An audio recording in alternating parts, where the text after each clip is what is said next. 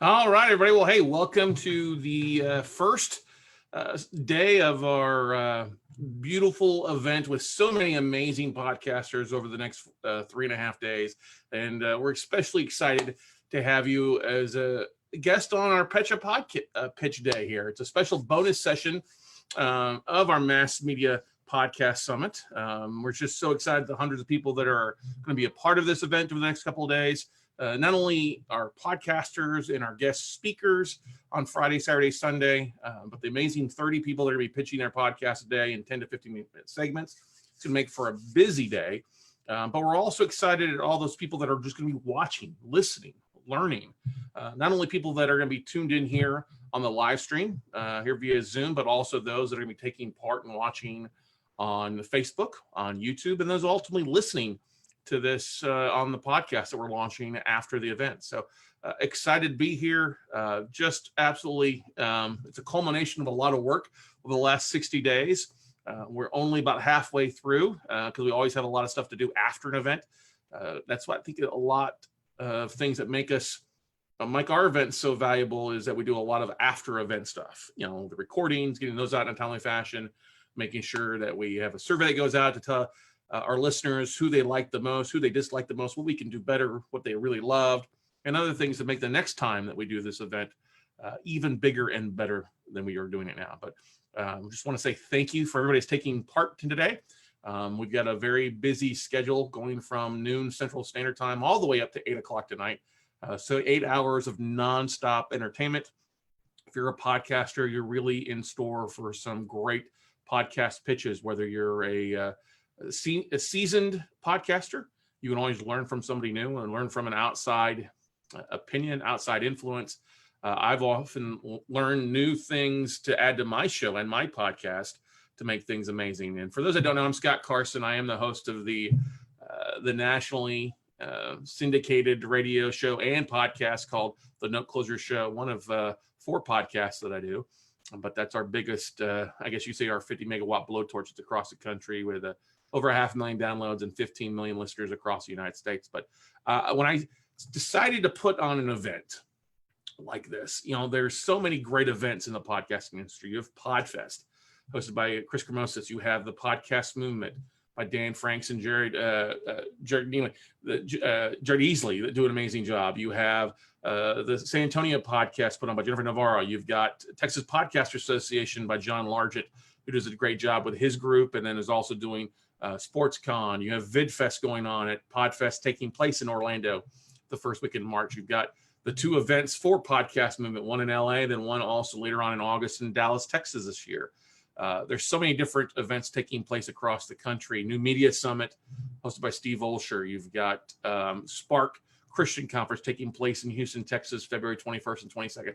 So many events, and I've been to a lot of them over the last 2 years.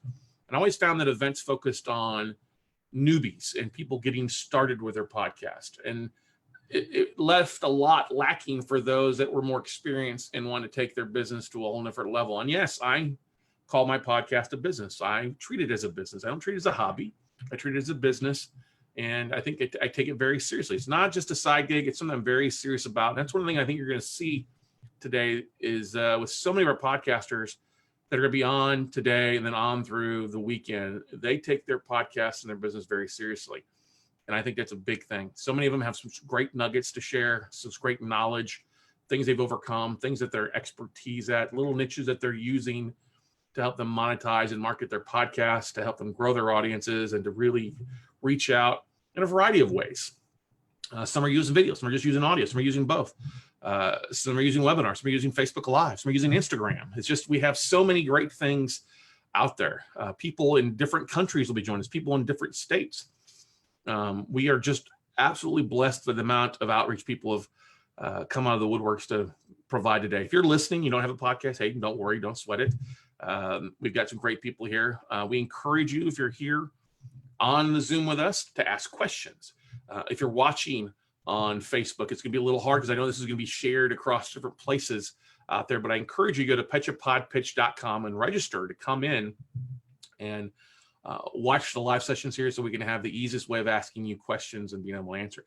Another thing too, if you're watching the video, Watching this, you'll see on my name. Oh, hang on here. Let me show you this. You'll see down here at the bottom, down here, Scott Carson, text podcast to 72,000. We know a lot of people have been asking about the replay. So if you text podcast to 72,000, that's right, pull out your cell phone, type in 72,000 like you're dialing it. Yes, 5 letters, 72,000 and the word podcast, either all caps or lowercase, doesn't matter. It'll register you so that when we have the replays and some other bonuses and PowerPoints and presentations from our speakers that they provide, that an opportunity for us to email those all out to you. All right. So if you can't make it, make sure you register for that. It's free. There's no charge. You can opt out at any time. Text the word podcast to 72,000, and that way it'll get you registered for when we're done with the event. You'll be able to get the replays. Now, you'll also be able to access links to other webinars we've done, other videos that we've done on marketing monetization, where we'll be putting the replays for the full event up as well. So you'll have that access to that link now instead of the very end. So we're really excited about that. But anyway, so somebody asked me, what is a Pecha Pod Pitch? Okay. Now, where did I come up with this idea of a Pecha Pod Pitch? Some people are like, this is genius. And other people are like, this is stupid, crazy.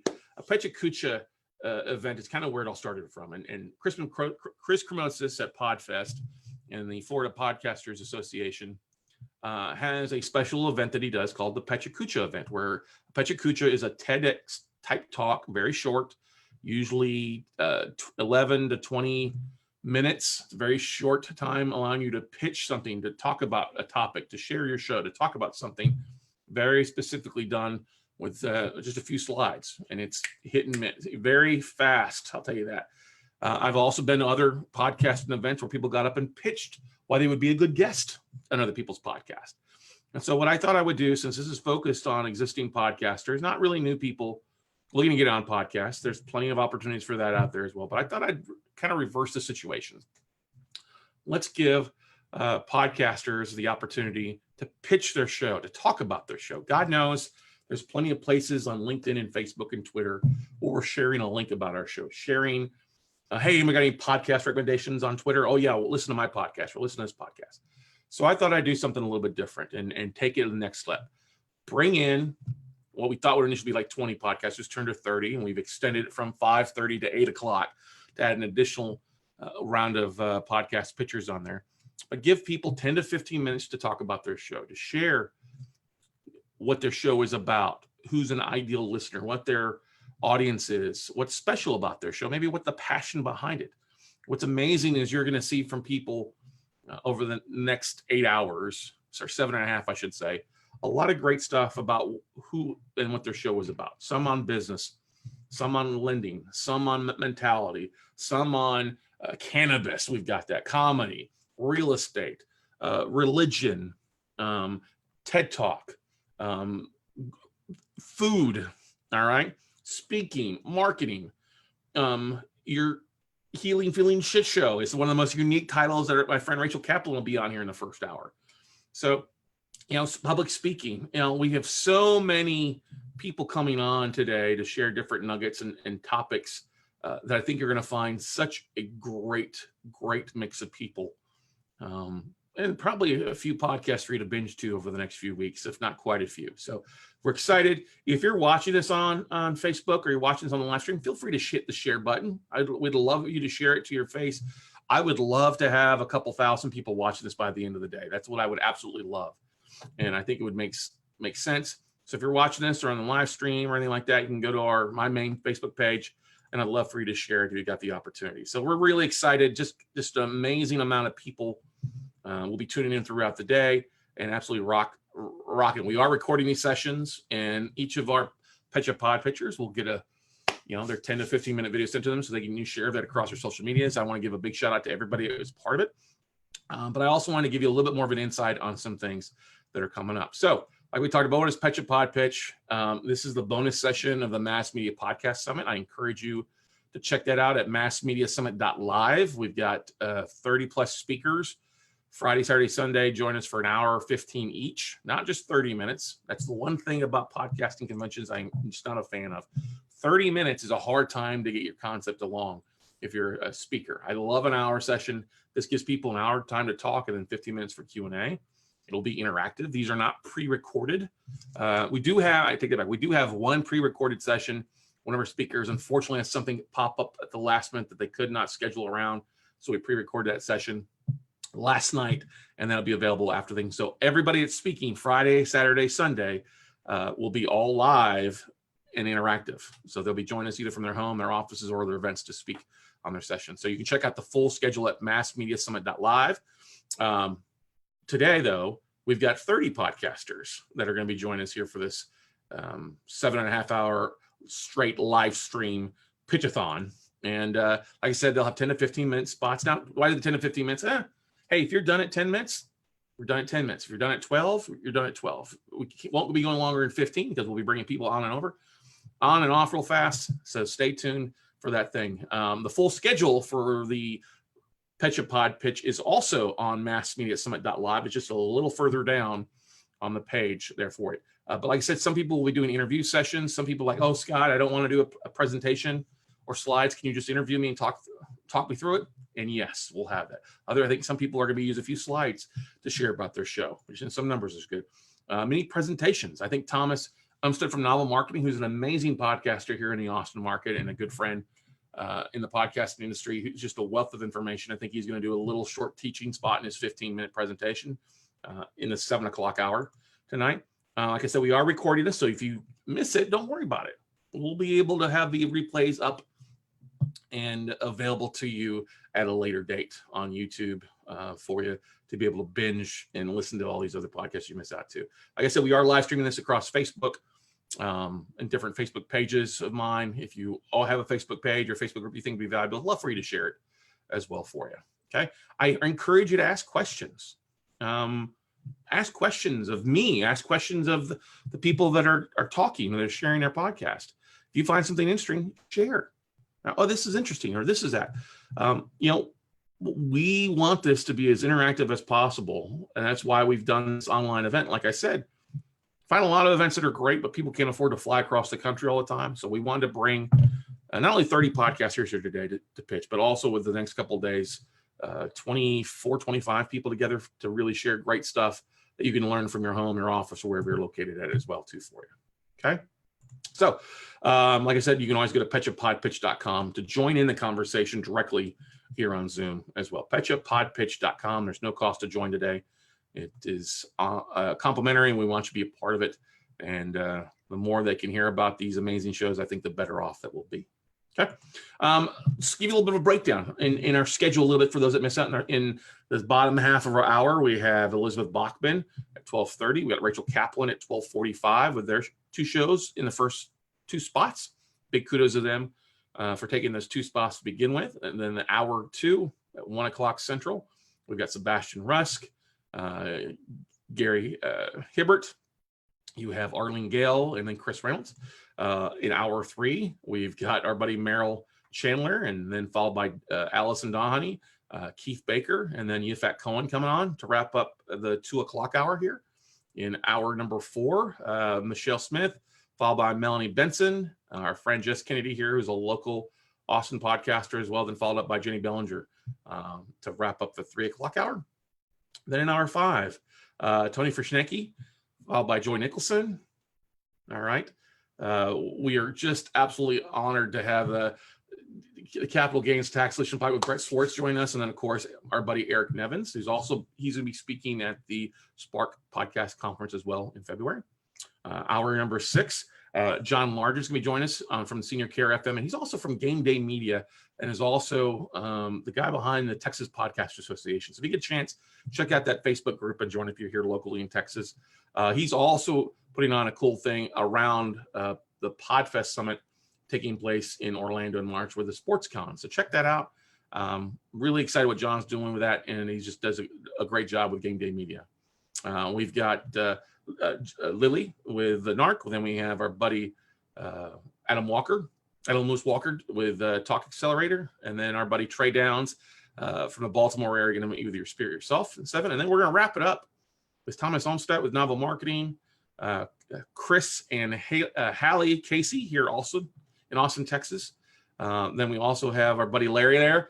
Larry Roberts can join us from Ridley Random, and then wrapping up Is that right?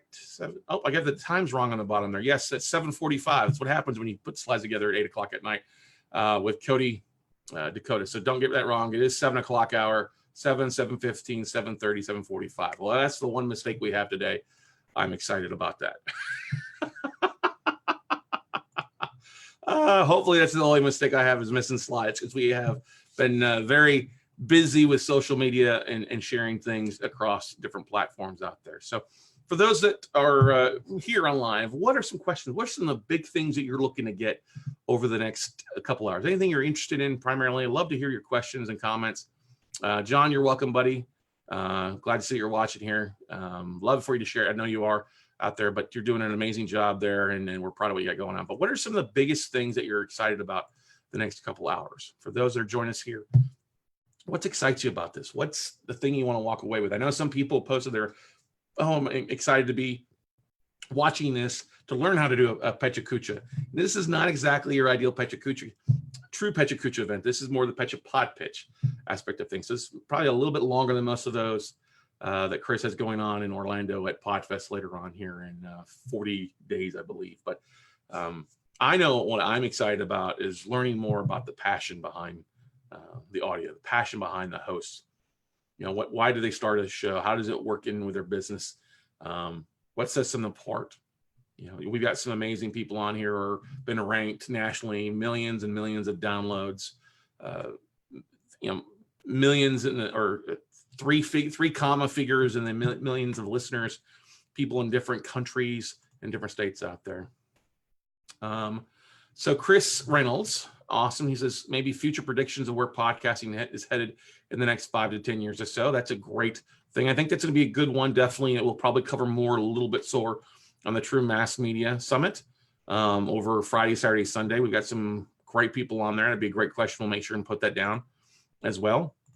But the thing I want everybody to realize, you know, there's nothing wrong. I think podcasting is here to stay for a long time. As many people that are starting podcasts, I think I'd love to see a higher hit rate of people avoiding pod fade, of people sticking with their shows beyond 10 episodes, beyond 20, into the 50, into the 100, 300, 500 category. We just filmed episode 560 this morning on my podcast. Another podcast is on episode, I think, 90. You know, another one's on episode 60. And they may not be quite as consistent in those other two as I am on my main one, but I think what we really need to see is consistency. There's a lot of people starting podcasts, getting a little momentum going, and then falling off and then pod fading out. And I really dislike seeing that, but I think everybody's got a message, and we've, you know, in the words of Seth Godin, we all have tribes leading us. We just need to be the loudest voice in that tribe. So question here. I see our first speaker is ready to rock and roll, so we'll get to her in just a couple of minutes, which is good stuff. Chris Reynolds, thanks, Scott. No problem, Chris. Thanks for asking a question, man. I know that you're excited. Chris has been traveling quite a bit. I'm interested in hearing Chris's pitch later on in the evening, in the afternoon as well, for everybody out there. But what's another thing? I know that we see a lot of questions about podcast production, and we've got several people speaking on that subject. And we got people avoiding pod fade. Tracy Hazard from Podetize and Feed Your Brand will be talking about a dozen ways to avoid pod fade on Friday, which I think is be a great session you don't want to miss out on. I think what happens a lot too is a lot of podcasters, they get excited about doing it, and then they get tired, becomes it's a chore in editing, taking the time to edit their shows, taking the time to record it, and then spending more time editing than they actually do in the show. And that takes the fun out of it. I think us as entrepreneurs, a lot of the creators, what's best is best. The more you can delegate on the production side, I think the happier you'll be, and the more creative you'll be being. I know that I am when I can delegate stuff out. It allows me to be creative and allow to be more productive and useful in my time. And I think it's one thing that podcasters struggle with is finding the right time to do it, because it's not just the sitting down and recording an episode, whether it's on your smartphone, your laptop, or any other different platforms are available. It's the taking the time afterwards to do it and the marketing that goes along with it. So anytime you can systemize that, I think you'll love that. You'll love what it does for your show and your creativity. We've got several people talking about different ways to systemize your marketing and sharing that content out there. And some of the people that you'll see pitching today, we'll ask them a few questions out there as well. So if you're listening, you see somebody you really like what they're saying and you want to ask a little more, hey, feel free, ask a question here, and we'll make sure and try to make sure that we can get to it. If we don't, all of our podcasters are available to be reached afterwards. One of the great things that we did is on Mass Media Summit. If you scroll down to our Pecha Pod Pitch, if you click on the icon, it'll take you directly to their iTunes page so you can listen to more of their podcasts and episodes. Okay. Stephanie asked a question here. Very great thing. Stephanie asks, how can someone outrageously skilled in admin market themselves to podcast companies to solve their admin pain? Oh, I think you hit the nail on the head there, Stephanie. What I would do is simply reach out to them. Reach out to podcasters. It's one of the things that I do on a regular basis, reach out on LinkedIn to podcasters. Quite a few of our speakers have come from connecting on LinkedIn over the last 6 months. Hey, just reach out. Hey, are you doing your own production? Are you doing, do you need some help with your marketing? We can help. You don't get what you don't ask for. So that's what I would do. Reach out to these podcasters here, reach out to some of our speakers. I know that most of our speakers the next couple of days are really working and have systems in place, but there's so many podcasters out there that need help. I think if you connect and join in the different groups, they're available, go ahead and do that. I would also encourage you all that are watching this to go on over and join the Mass Media Podcast Summit Facebook group that we have, the Mass Media Podcast Summit. Join there and we'll ask you a few questions and you'll be right in to connect with everybody else that's been a part of this. But that's a really great question, Stephanie. And I would, like I said, just reach out to people. Start talking with them. Hey, what can you help with? Put together a package or two, what you do and what you cost. Talk to some people. Make sure you're not outpricing yourself. Because I think that's the one thing that a lot of people are afraid of is the cost. They may not have sponsors. They may not have monetization skills. And that's one of the big things that we're really going to focus on throughout the next couple of days is, hey, how are you monetizing your podcast? Are you doing it? Are you selling programs? Are you bringing on sponsors? Do you have affiliate splits? One big session that you'll definitely want to catch is on Sunday morning with Joe Fear and Matt Wolf from the Hustle and Flowchart podcast. They're experts at monetization. And they'll be speaking at PodFest as well and some others in the future. So check them out. As always, if you can't attend the entire time, don't worry about it. We are recording this, and so that you'll have the opportunity to go back and catch something. And we will be breaking up the recordings individually as well. So you don't have to listen to a full 27 hours straight or 8 hours straight. You can listen to sections at a time.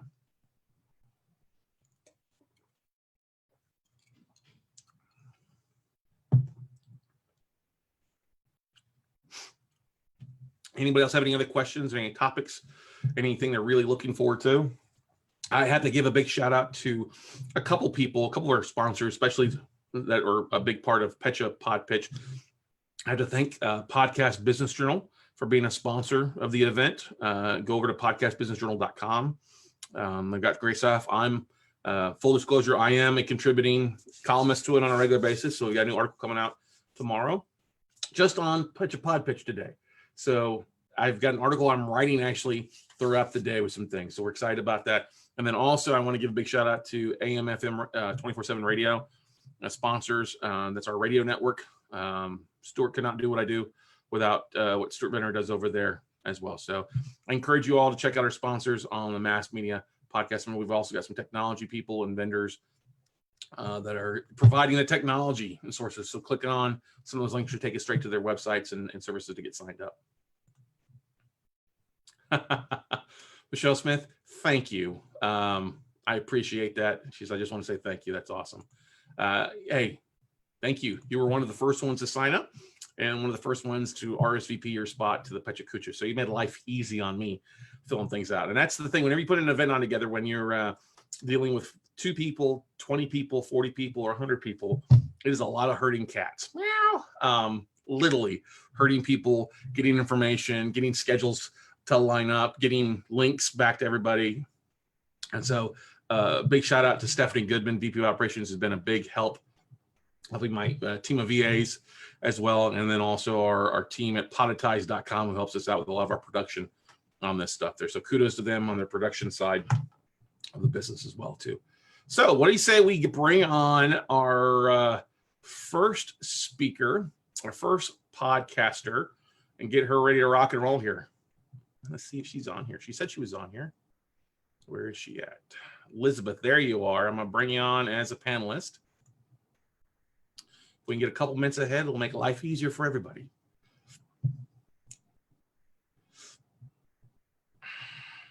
Hi, Elizabeth. Okay, can you hear me now? Yes, ma'am, I sure can. All right, Scott, I'm so glad to be seeing you live. I've been following you for quite some time, so excited to be doing this. Well, we're excited to have you as well. So let me pull something up here and we'll get rocking and rolling with you. All right, how's that sound? Okay.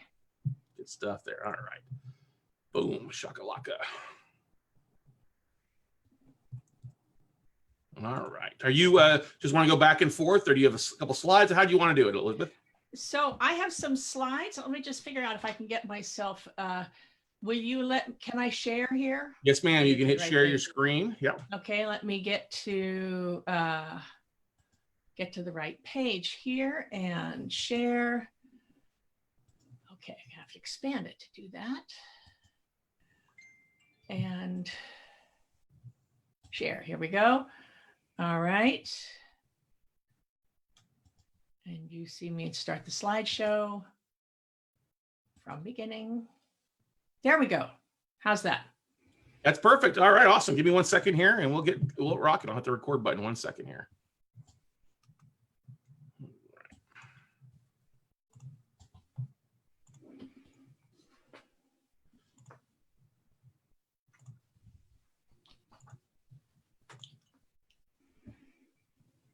All right, everybody. Well, we are excited to kick off our first speaker at Pecha Pod Pitch here with an amazing woman who's just doing an amazing job out there. Our first speaker here is Elizabeth Bachman, and this lady is the go-to person for advanced level training in speaking, presentation skills, and leadership and sales. So what a great way to start it off. With a lifetime spent perfecting the art of presenting, she helps high-level clients master a message that brings the funding they need, the allies that they want, and the recognition that they deserve. Wow, that's a great tagline. I love that. A sought-after speaker and strategist in Silicon Valley and globally, Elizabeth works with leaders, influencers who need to become concise and compelling presenters. She helps them present as smart, down-to-earth, loose, friendly, even funny sometimes, and still be taken seriously. As an opera director, Elizabeth spent over 30 years directing such luminaries as Luciano Pavarotti and Placido Domingo in more than 50 operas around the world. Fluent in 5 languages, she brings that global experience to her clients. Strategic speaking for results when you want to make a difference, just not a point. And I am so honored to have her on here today. So Elizabeth, take it away, dear. We're excited to have you. Okay, so whoops, I'm gonna go back there. Never mind. Okay, well, I was starting out to say, have you ever seen a boring speaker? Yeah. And have you ever seen a really pushy speaker? And the third question for all of you is, have you ever been that boring or pushy speaker? I think we may all have at one point. So as you heard, I'm Elizabeth Bachman. I'm an international opera director and a presentation skills trainer and the host of the podcast, Speakers Who Get Results. So did I just mute myself? No, you're good. Okay, good. All right, moving this around here. So Speakers Who Get Results is the podcast where we interview experts on how to get the results that you want and need when you're making a presentation. And because good presentations are so much more than just standing up and talking, we address leadership and visibility, which is what's behind the urge to stand up and talk, as well as the challenges that you find when you're presenting, such as international communication and cultural miscommunication. The problem is that so many people, they make a presentation and they just wing it. They go in and they just start talking without thinking about who's listening and what they need. So then they don't get the sale or the buy-in. And I don't know if you've ever been there, but I sure have. It's a waste of everybody's time. So Speakers Who Get Results is for those of you who understand that no matter how excited everybody gets about this latest app or that extra fancy program, at the end of the day, business is about people talking to people, which is pretty cool, I think. And I know about this because I learned about speaking from training with the greats. I've been dedicated to great communication ever since I was first walked on stage at the age of 5. And my mom said I was the best damn bunny rabbit who ever graced the stage of the Hillside School. And I was hooked. I went from acting to directing opera singers, and then to running an opera company of my own. This is me directing Luciano Pavarotti in Tokyo. And I now use those skills to help people in business get their desired result when they speak and present. Because it turns out that the skills you need to sell a song are pretty much the same skills you need to sell a product or an idea in a meeting or your services. It's all presentation skills. The only difference is the vocabulary. So Speakers Who Get Results is a way of sharing some of the many, many strategies and techniques for improving your presentation. And my hope is that, as Scott mentioned in the introduction, you can use these presentation skills to get funding, allies, and recognition. By funding, I mean those of us who speak to make a sale or who are need to get people to promote our company or raise money for a cause. Allies, you speak to get allies when you're looking for people who will sponsor you, who will promote you, referral partners, and might be a one-on-one conversation, and it might just be giving a general speech and having people say, I really like what she has to say. I'm going to follow her and listen for more. And for recognition, well, being the person who's speaking gives you automatic credibility. So it's a great way of positioning yourself as someone to be paid attention to.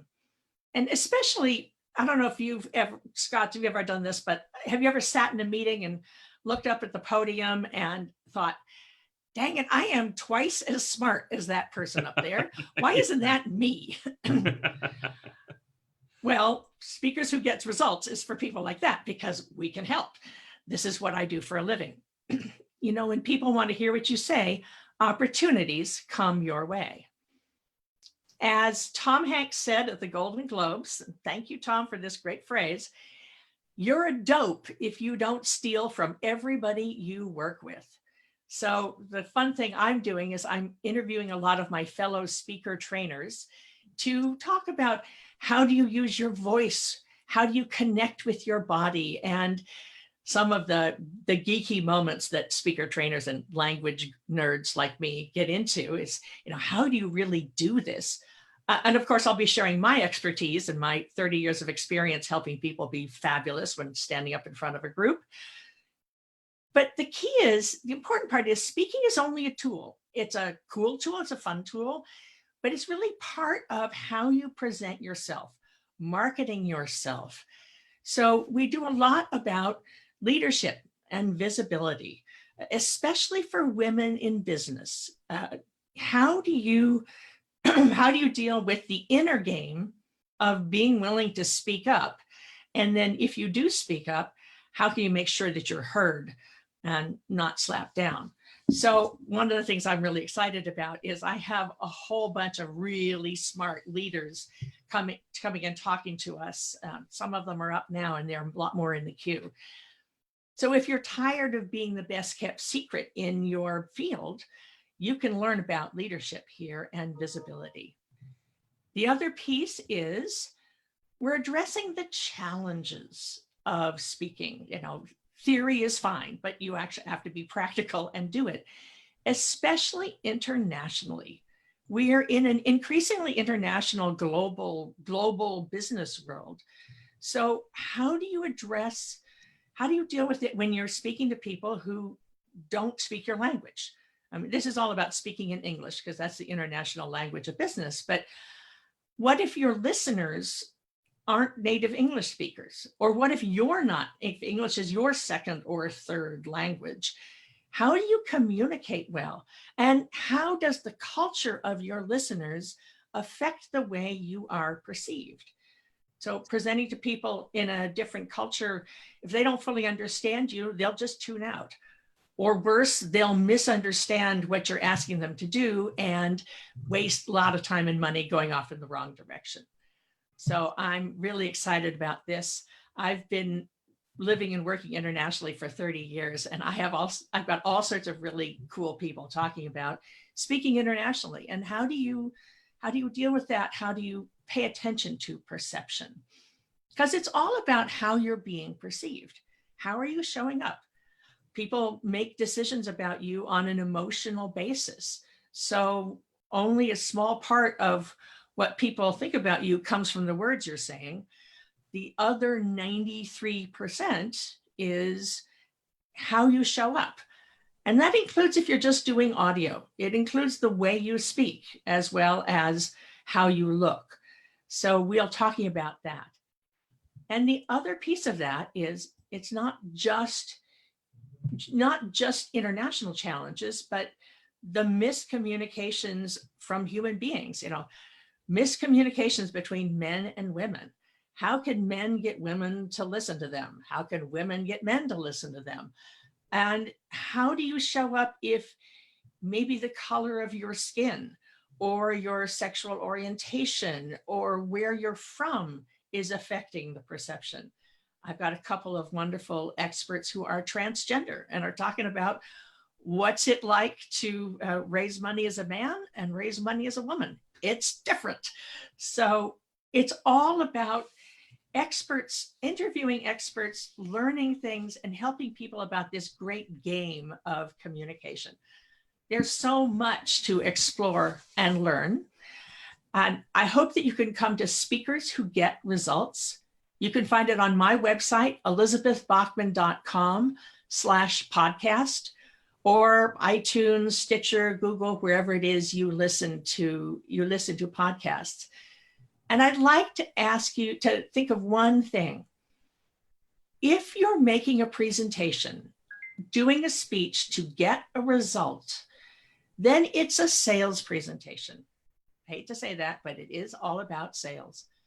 And sales is like sex. Nothing happens till somebody gets excited. Thanks a lot. Good stuff there. We've got a couple minutes here. Anybody have questions for Elizabeth there? You can also access her links, her podcast link directly by clicking on her podcast logo on massmediasummit.live as well too for you guys there as well. What was probably the most eye-opening suggestion you've gotten from another speaker, Elizabeth? Oh, so many of them. I don't know if I can identify one of them. I've been interviewing people and learning from people for years, just from the beginning. So the key thing that everybody comes back to that we all talk about is the audience. It starts with the audience. Who's listening? Who's listening, and how do they need to hear what you have to say? What is going to affect the way they hear you? Because you've got to reach them in a way that they can take it in. And unfortunately, so many speakers get out there and they just say, I'm just going to say what I have to say. And they all need what I have to say. But if they don't know they need it, it all starts with the audience. And that's one of the fun things about internationally is how do you deal with that when they're in another country? They have different assumptions about how the world works. That's true. And we got, actually speaking of another country, Chris Reynolds is one of our podcasters who's been traveling the world. He's actually getting ready to relocate here to Austin, Texas. But he goes, this is really funny because do you recommend a typical sales pitch at the end of your speaking gig? Do you pitch something small, something higher value? I think you kind of may have answered his question, knowing what the audience is. You have to know your audience. It depends on who they are and who they're going to, what do they need? And also particularly,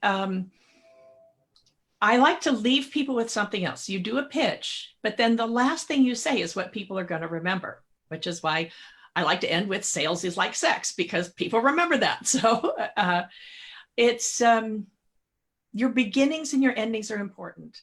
Fit your sales pitch in where it's going to reach that audience the best.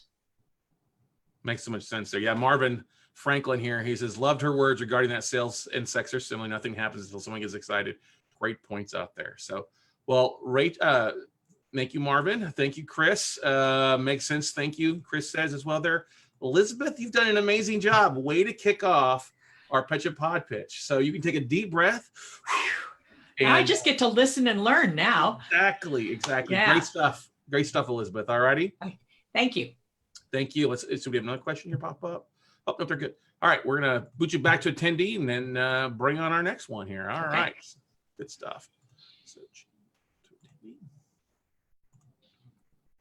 All right, and I think I see Rachel online, our next speaker, next podcaster, ready to share her show. Let's see here. Rachel, you ready to come online here? Let's see if we get her on here real fast.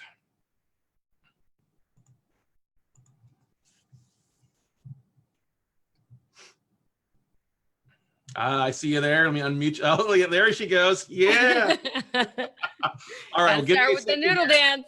There you go. Let me pull up something here. We'll get rocking and rolling. How's that sound? You good to go? I'm good to go. You doing a presentation? Or are we just chatting, or how are you? No, I didn't put slides. I'm just gonna try to be really animated. I love it. All right. Good stuff. Hang on a second here. Scott. Good to see you too. Happy New Year to you. Happy New Year. All right.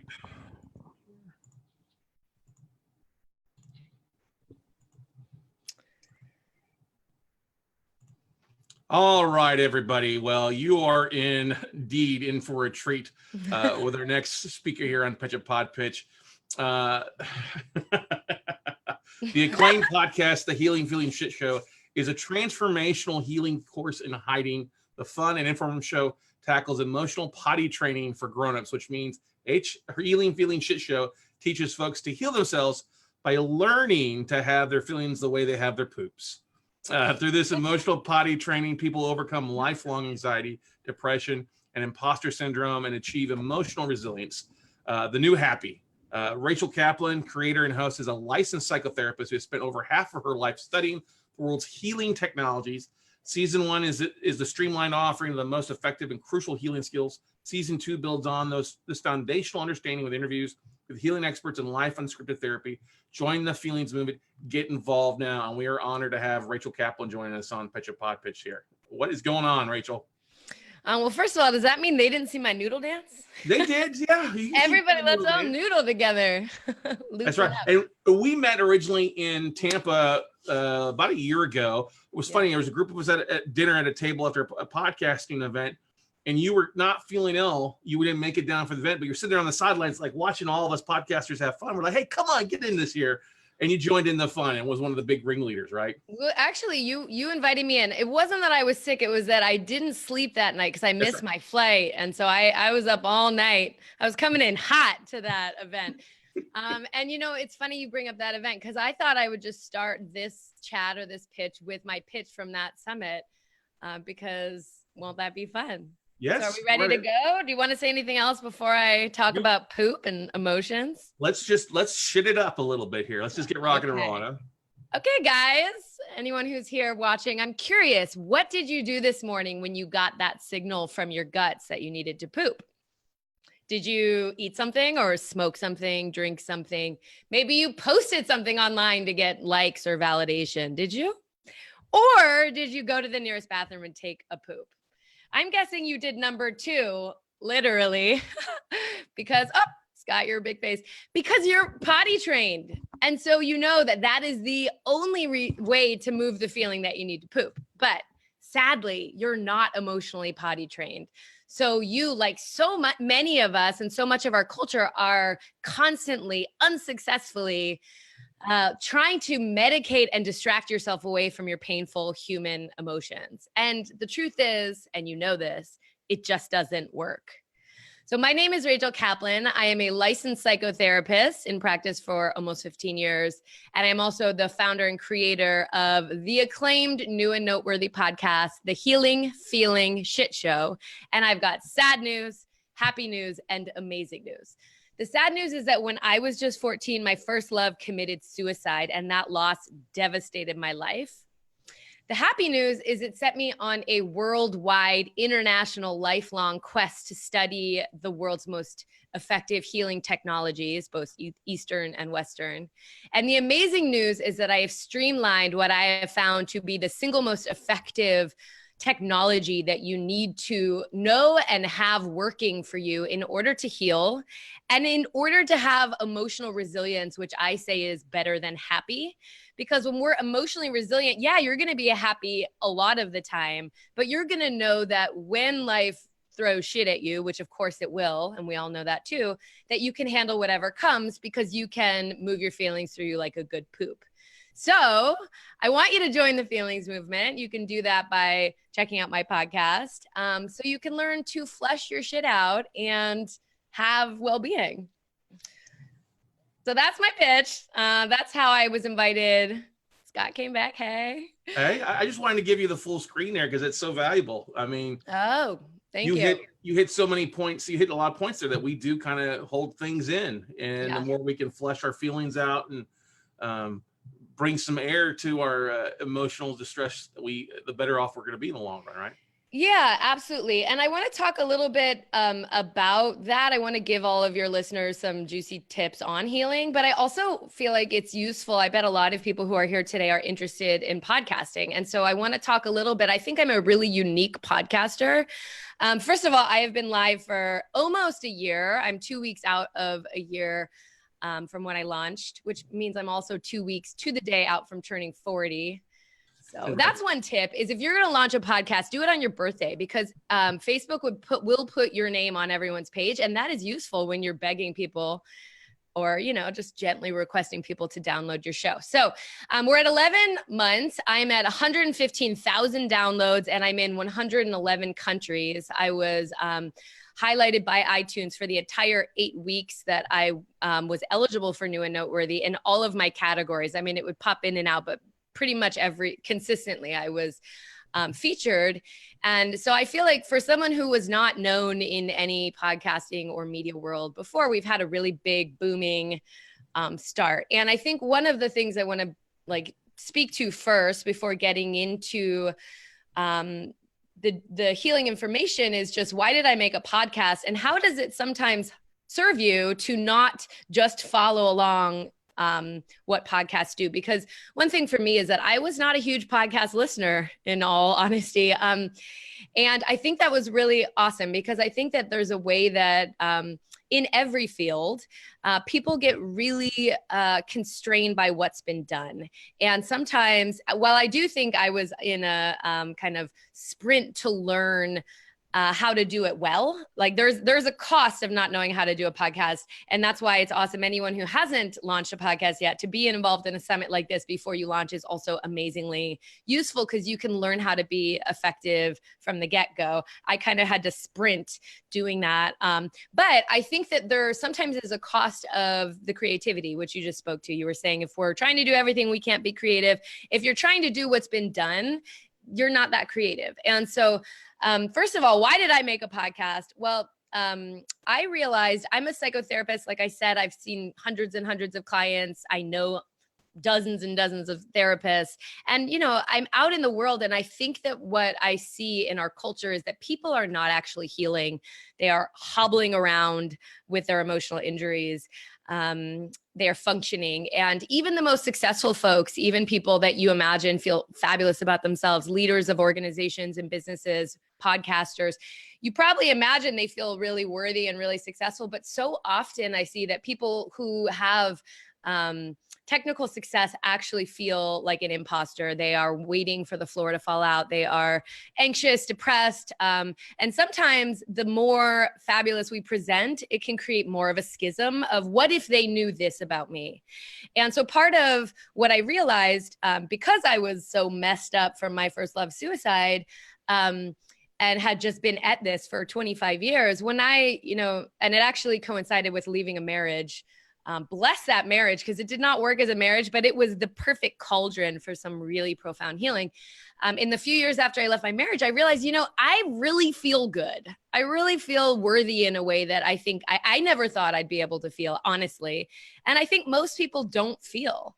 And I feel so sturdy. Like I can handle so much of life, things like including success. Like I think it's also really great to know before you put yourself out there, you're not going to feel worthy based on how many likes or downloads you get. You're going to feel worthy based on how worthy you feel.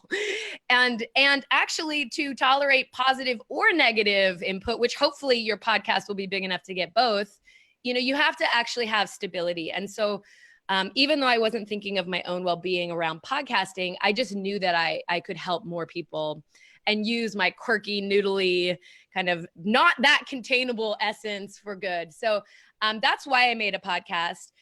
What I want to start by talking as far as introducing you guys to my podcast is that season 1 it's kind of not a podcast. It's it's probably like 18 hours. I mean, there's 12 episodes. Each of them are between an hour and 90 minutes. They're scored beautifully. I'm a real music junkie. Like I've been in 2 different backstages this week, which I'm pretty proud of. That was like a new level of like groupiedom. But so I love music. And so the first thing I did when I was going to make a podcast is I was like, I need a jingle. And by the way, my jingle is amazing. It's catchy. It'll stick in your head and it ends with a flush. So I encourage you, even if you have no interest in healing and you think you got it figured out, just go listen to the podcast so you hear the jingle. So anyway, made a jingle. The entire first season is beautifully scored by a dear friend now and colleague, someone whose band is called The Feelings Parade. His name is Scott Farrader. They're also amazing. So we have like a feelings tribe over here in my corner. So, and then what is the first season? It's really a step-by-step guided course on, first of all, understanding why in the world should you try to have your pain? Because like one of the things to look at is our entire economy is funded by us trying to consume our way out of our pain, whether it's the beauty industry, the dieting industry, even the entertainment industry. Like we're constantly being told, if we buy this, if we do this course, even in the, the like coaching world, do this thing and you'll love yourself, all that shit. It's like everyone wants us to buy or purchase or distract instead of feel. And so what that means is we just get backed up with all of our hard feelings. Because the deal is just like if you ate a burger, whether it's vegan or veggie or lamb or cow, whatever it is, once you eat it, it's got to go on its own journey. It's got to come out or you're going to get sick. If you can imagine someone who lived in the world and was eating and not pooping, like we'd all be really worried, right? That person would be dead. Similarly, we can't be in the world bombarded by all these, experiences and not have feelings. And so any person who's trying to outrun their emotions just knows that they feel terrible, right? And so my first episode is just like helping you get on board and that actually there's this really profound, beautiful experience that comes where you get to be your quirky self, and take up space and share your truth and know what your unique offering is for the world that we desperately need, by the way. So that's the first episode. Episode 2 is like, how the hell did we get so wounded? Like, why do we all worry that we're not enough? Like, I think that's messed up, don't you? But I really think most people do. So I help you understand from a psychological perspective, from attachment theory, how that happens. By the way, I just saw that we have about 5 minutes left, huh? I am cruising. You're doing good. Thank you. I think so too. So anyway, so how does it happen? And then, and I talk about it, it's like we take our parts that are vulnerable that we think will push our parents away and we push them in the basement, right? We're like, get down. And you try to act like you're fine without them. And then episode 3 is like guiding you through how do you go into your basement and make friends with these parts that have been scapegoated your whole life and therefore feel so bad and so monster-like. And how do you start to care for them throughout your day, being like, hey, little Scotty, what do you want for breakfast, bud? Come here. Like, how do you be loving toward the parts of you you've been like, get away? Okay. So that's episodes 2 and 3. Episode 4 is a memoir narrative that will make you cry. If you can listen to it and not cry, A, you're a sociopath. B, you should call me. I'll give you something for free because you're a sociopath. But it's the memoir narrative of my first love, suicide. And just to share, and one of my goals is eventually I'm on the publishing front now. I have a manuscript version of season 1, and eventually I hope to publish a memoir of that story. It's really profound. But anyway, so that's 4. And then episodes 5 is like, how the heck do you feel your feelings? What do you mean? And for some of you who are in the growth world, it's stuff like mindfulness. How do you move your awareness into your body? How do you find that when you're numb? How about if you're crying all day, every day, and nothing's good is happening? Some of you might be like, Rachel, I'm a cry baby. I just cry all the time. I feel terrible still. I can help you with that too. Episode 6 is like, this all sounded so easy. What? So that's troubleshooting how you actually have your feelings. And then episode 7 through 9, each break down an individual emotion. So we do anger, sadness, fear, and shame. And I help you understand what's up with that feeling. How do you move it? And each of those episodes have live unscripted therapy with someone where their issue correlated to that emotion. Episode 11 is, what do 2 potty trained grownups look like in a relationship? Which is interesting. Because if you're not potty trained, your relationship's going to be a shit show and not the fun kind. And then episode 12 is like, okay, now you're having your feelings. What happens when you realize you hate your job and your wife? Like, you have problems now. So what do you do? How do you navigate through the changes that can come from this? So if you go through this process, even without any assistance from me, without giving me $1 or a cent, you have the possibility of having what like tons of listeners from around the country are telling me, and globe really, but that is better than any therapy they've had. And I'm not surprised, because honestly, the therapeutic industry is phoning it in with a B-. So that's season 1. I recommend it. If you want to know where to start, and I'll remind you of this at the end, which I know we're close to, you go to yourcorewound.com, which is a quiz that I created after I went to the New Media Summit and was like, quizzes, yes. 600 people have taken the quiz this year. And if you just answer the questions, yourcorewound.com, it will help you know where to start. And I will send you the episode and some tips and a little video of me in my apartment, sharing with you where, what emotion you have in excess that you should start with. So I just briefly want to speak to season 2 before we close, which is that after that, I decided to, I was like, I am a podcast.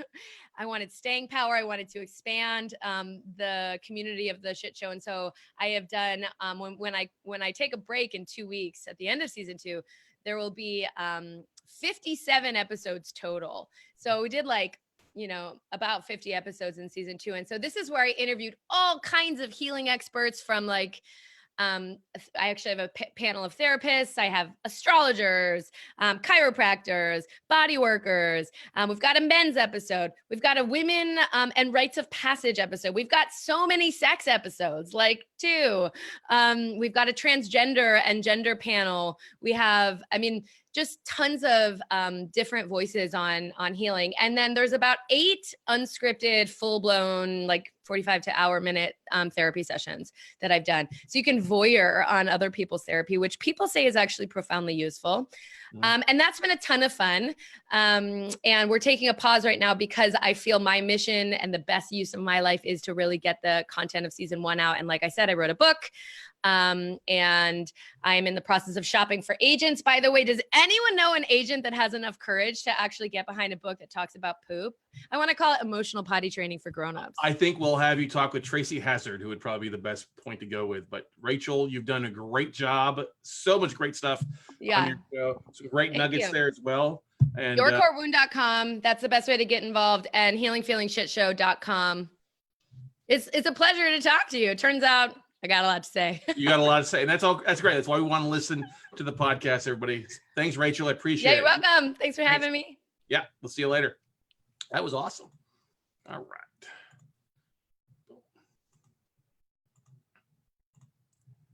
Super info. Exactly, Judy. All right, let's bring on our next one, which is the Mr. Seb Rusk here from the Seb Rusk Show. Bring him online here. Whoops. Where is he at here?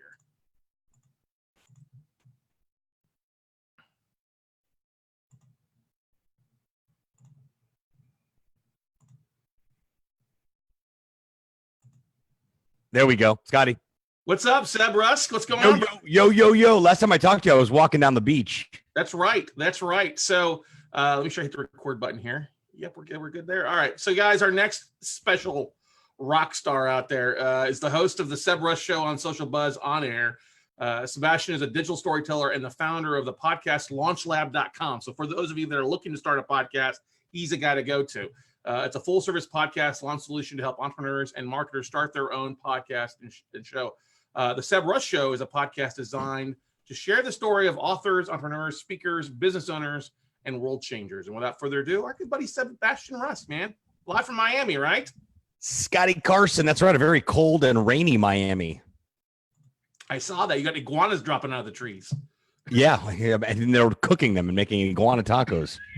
Yum, yum. Tastes like chicken.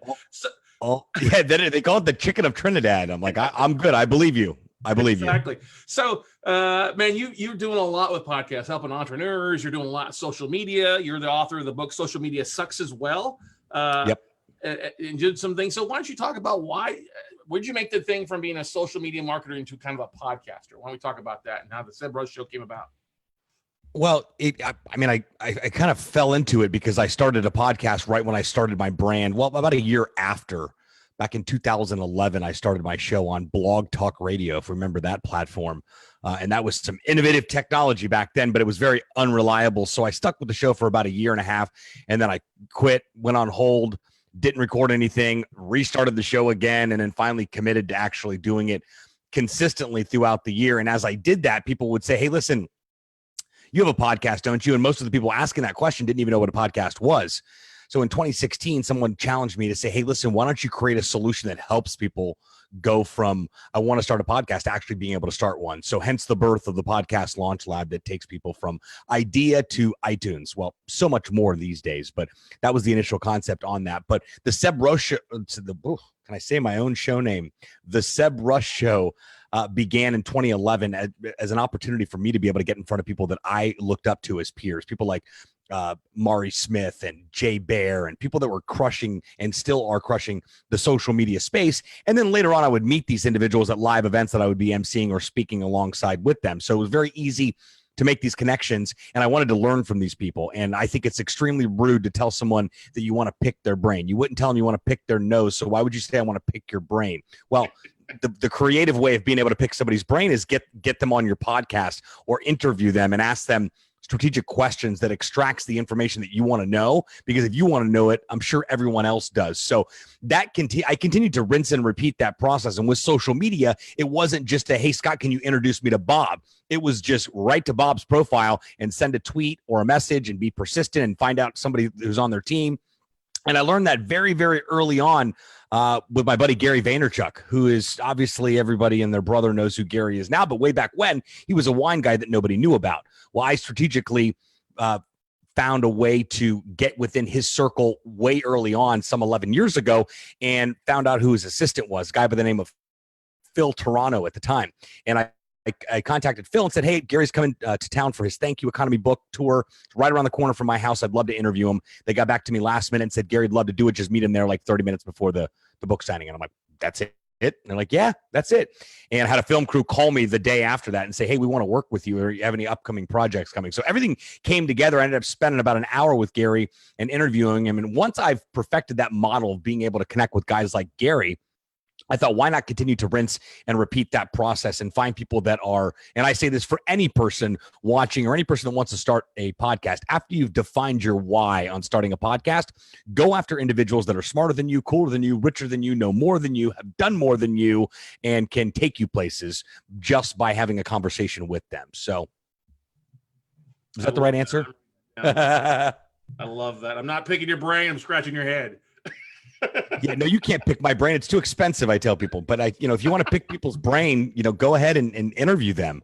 By all means, the ego wins every single time. If I call you and say, Scott, I want to pick your brain about notes, you're like, go fly a kite, buddy. Well, you're a nice guy, so you might answer my question. But if I say, hey, Scott, I'd love to get you on the Seb Rush Show to talk about how to buy and sell, notes. You're all over that. People are more inclined to have their ego stroked and allow them to talk about themselves than they are to have their brains picked. So I've started and restarted the Seb Rush Show 3 times. That's actually the story of the podcast launch lab. Me being able to start and stop the Seb Rush Show 3 times allowed me to understand what works, what doesn't work, what's realistic, being able to set realistic goals for myself to say, hey, listen, recording an episode every single day, completely unrealistic. Doing something once or twice a month, probably more realistic based on the context that I'm making, the people that I want to get on the show. But consistency is key, but that's the number one thing that that I believe any podcaster has a challenge with is being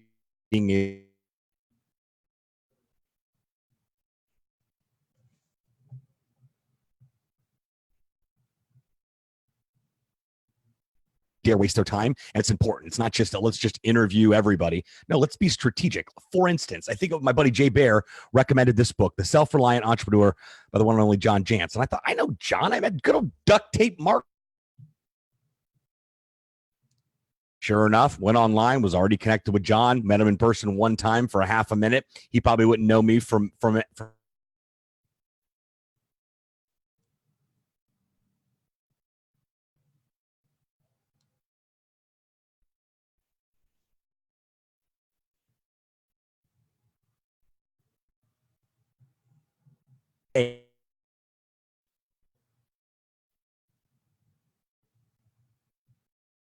Days of the book there, which is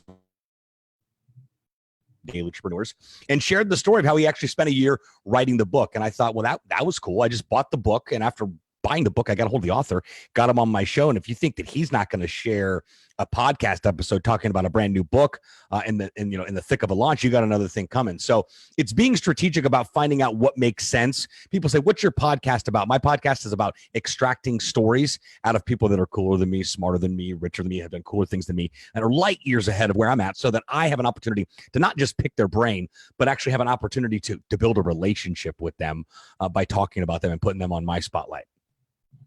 I love it. I love it. I love it.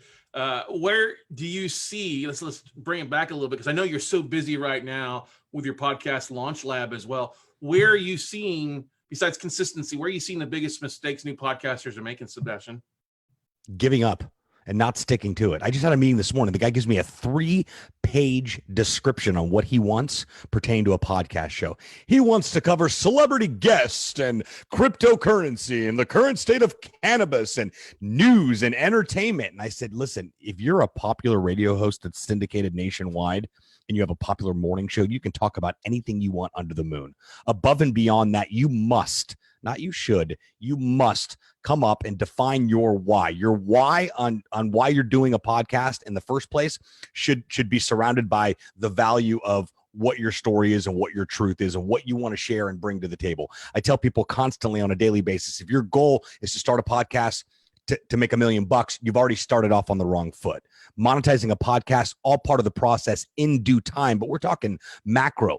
Let's get consistent with recording episodes and getting strategic with our guests and watching the show grow and our marketing efforts grow. That in and of itself, as you know, Scott, is enough work to be able to say, hey, listen, I'm going to record, our launch solution is only the first 5 episodes. People are like, that's it. I'm like, that's it. Let's get through the first 5 and then we can reevaluate. That's it. And we spend 6 months getting those 5 episodes done. Now, to a podcaster like you're like, that sounds crazy. Stop being lazy. Get the episodes knocked out. But to the average Joe or Mary or whoever, that's realistic, because it's something where it's a learning curve. I need to take my idea and actually make it a reality. There's going to be roles and responsibilities on both sides for getting the show off the ground. But then it all comes down to, and I hate the phrase at the end of the day, but at the end of the day, it all comes down to recording the actual episode. As my buddy Brian Fanso would say, pressing the damn button. And that's a challenge in and of itself. But yeah, I decided late last year, as if everything wasn't crazy enough, with setting a goal of saying we're going to help 100 people start a podcast in 2020. I said, you know what? The podcast launch lab needs to be an actual place. It needs to be a place people can go to. It needs to be a place where I can record the Seb Russ show. People can utilize the space, and just a creative space that people understand that we're the obvious and go-to source when it comes to podcast ideas becoming a reality. So yeah, I get the keys tomorrow. And when I say the keys, I mean a blank office full of Amazon boxes and equipment that I get to build and figure out, but it's all in my head. That's awesome. Well, the thing is too, I was cracking up following you online. You've been working some construction. I thought you were building out a place. Oh yeah. Oh yeah. We work construction, ladies and gentlemen. You know why? Well, first of all, it's for my best friend who's also my client and my attorney, and we go way back to high school. And it's all part of the same company. It's all part of, when I say company, I mean individuals. So his boss is the chairman of the Super Bowl and also one of the largest lobbyists in Florida, and just a really, really powerful dude here in Miami, just a true Miami guy, born and raised. And he's buying an iconic restaurant that's on the water in a public park called Matheson Hammock Park that has a little lagoon and a little beach. It's right on the water and a marina, and it's called Redfish Grill.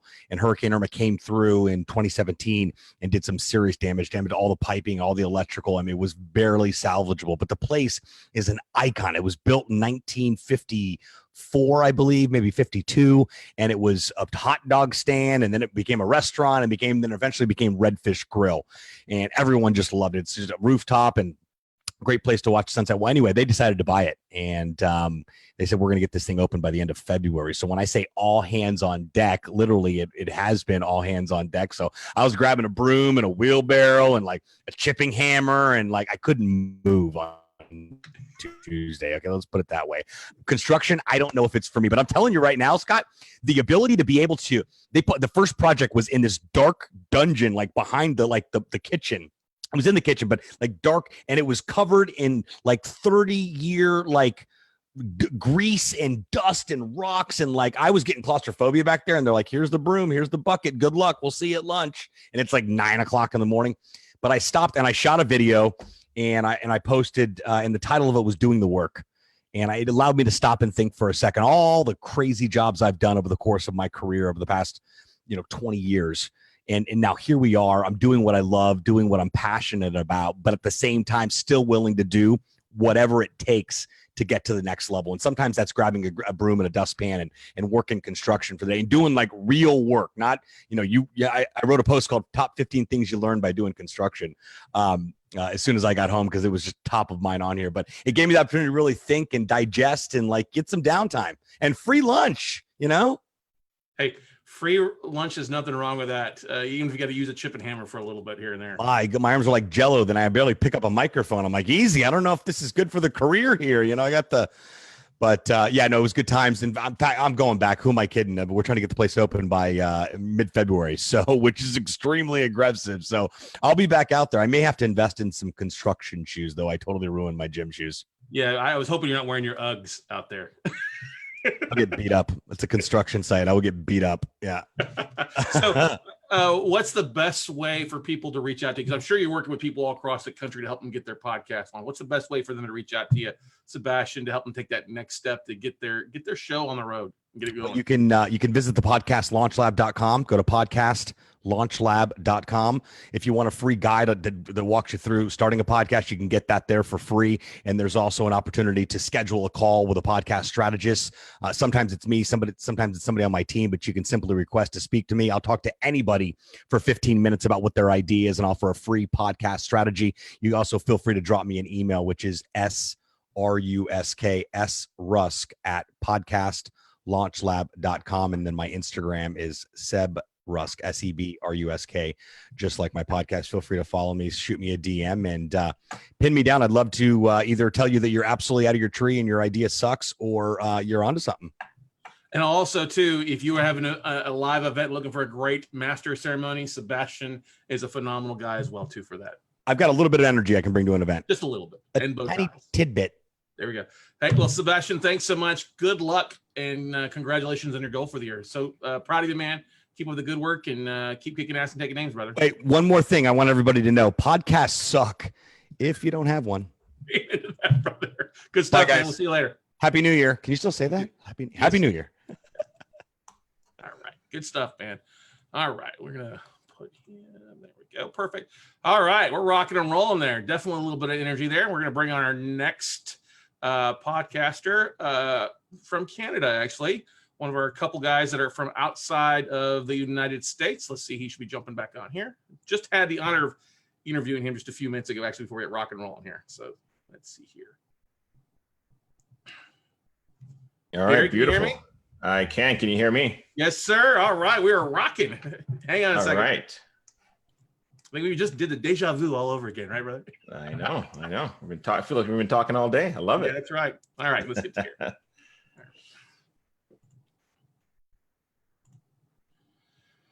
All right, everybody. Our next Pecha Pod Pitch podcaster is from north of the border, and Gary Hibbert is a full-time real estate investor, licensed and award-winning real estate agent, author, and educator. In 2008, he made a decision that would be life-changing by purchasing his first investment property. Through hard work and dedication, Gary left the corporate world to become a full-time entrepreneur in 2014.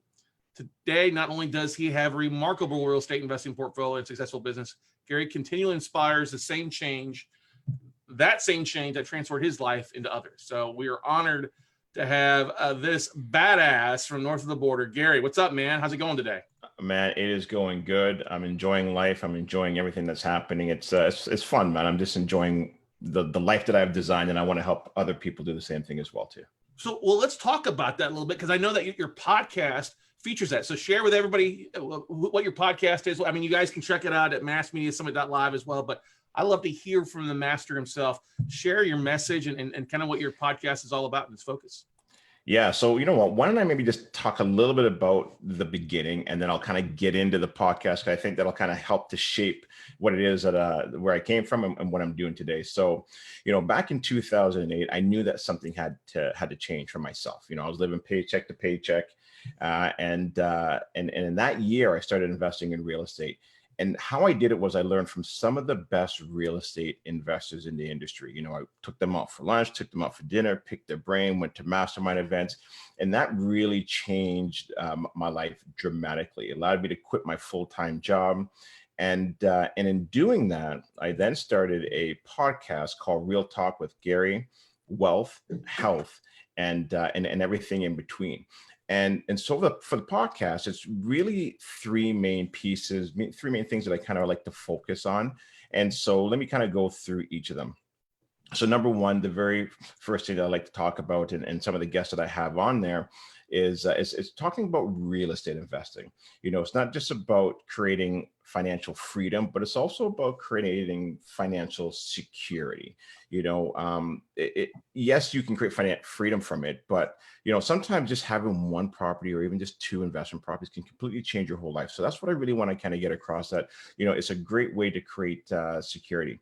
You know, having just one property is almost kind of like equivalent to having, you know, one ATM. And that's really what real estate investing is all about. You know, it's what you want to have in your portfolio is at least something that is going to be able to outpace inflation. And one of the best ways that I've found to be able to do it is through real estate and owning that hard asset, you know, brick and mortar, something tangible that you can see, feel, touch. And the good thing with real estate is that, you know, the banks insure it. And so unlike, say, a stock or a mutual fund or a GIC, you know, those things aren't insured. So those companies go belly up. Your money's gone. But with real estate, you know, if that property burns down, you got the right insurance, they'll rebuild it for you. And so that's a really good asset that you want to have in your portfolio. You know, no matter what, during good times or bad times, guess what? Everybody always needs somewhere to live. And we talked about this earlier, but listen, it's not about trying to time the market. I know people are like, okay, well, look, I'm going to get into the market. Maybe not right now. Let me wait until the interest rates go up, or let me wait for them to go down, or let me wait for this policy change. But don't try to time the market. You know, it's about spending time in the market. The longer you're in the market, the better you're going to do in real estate investing.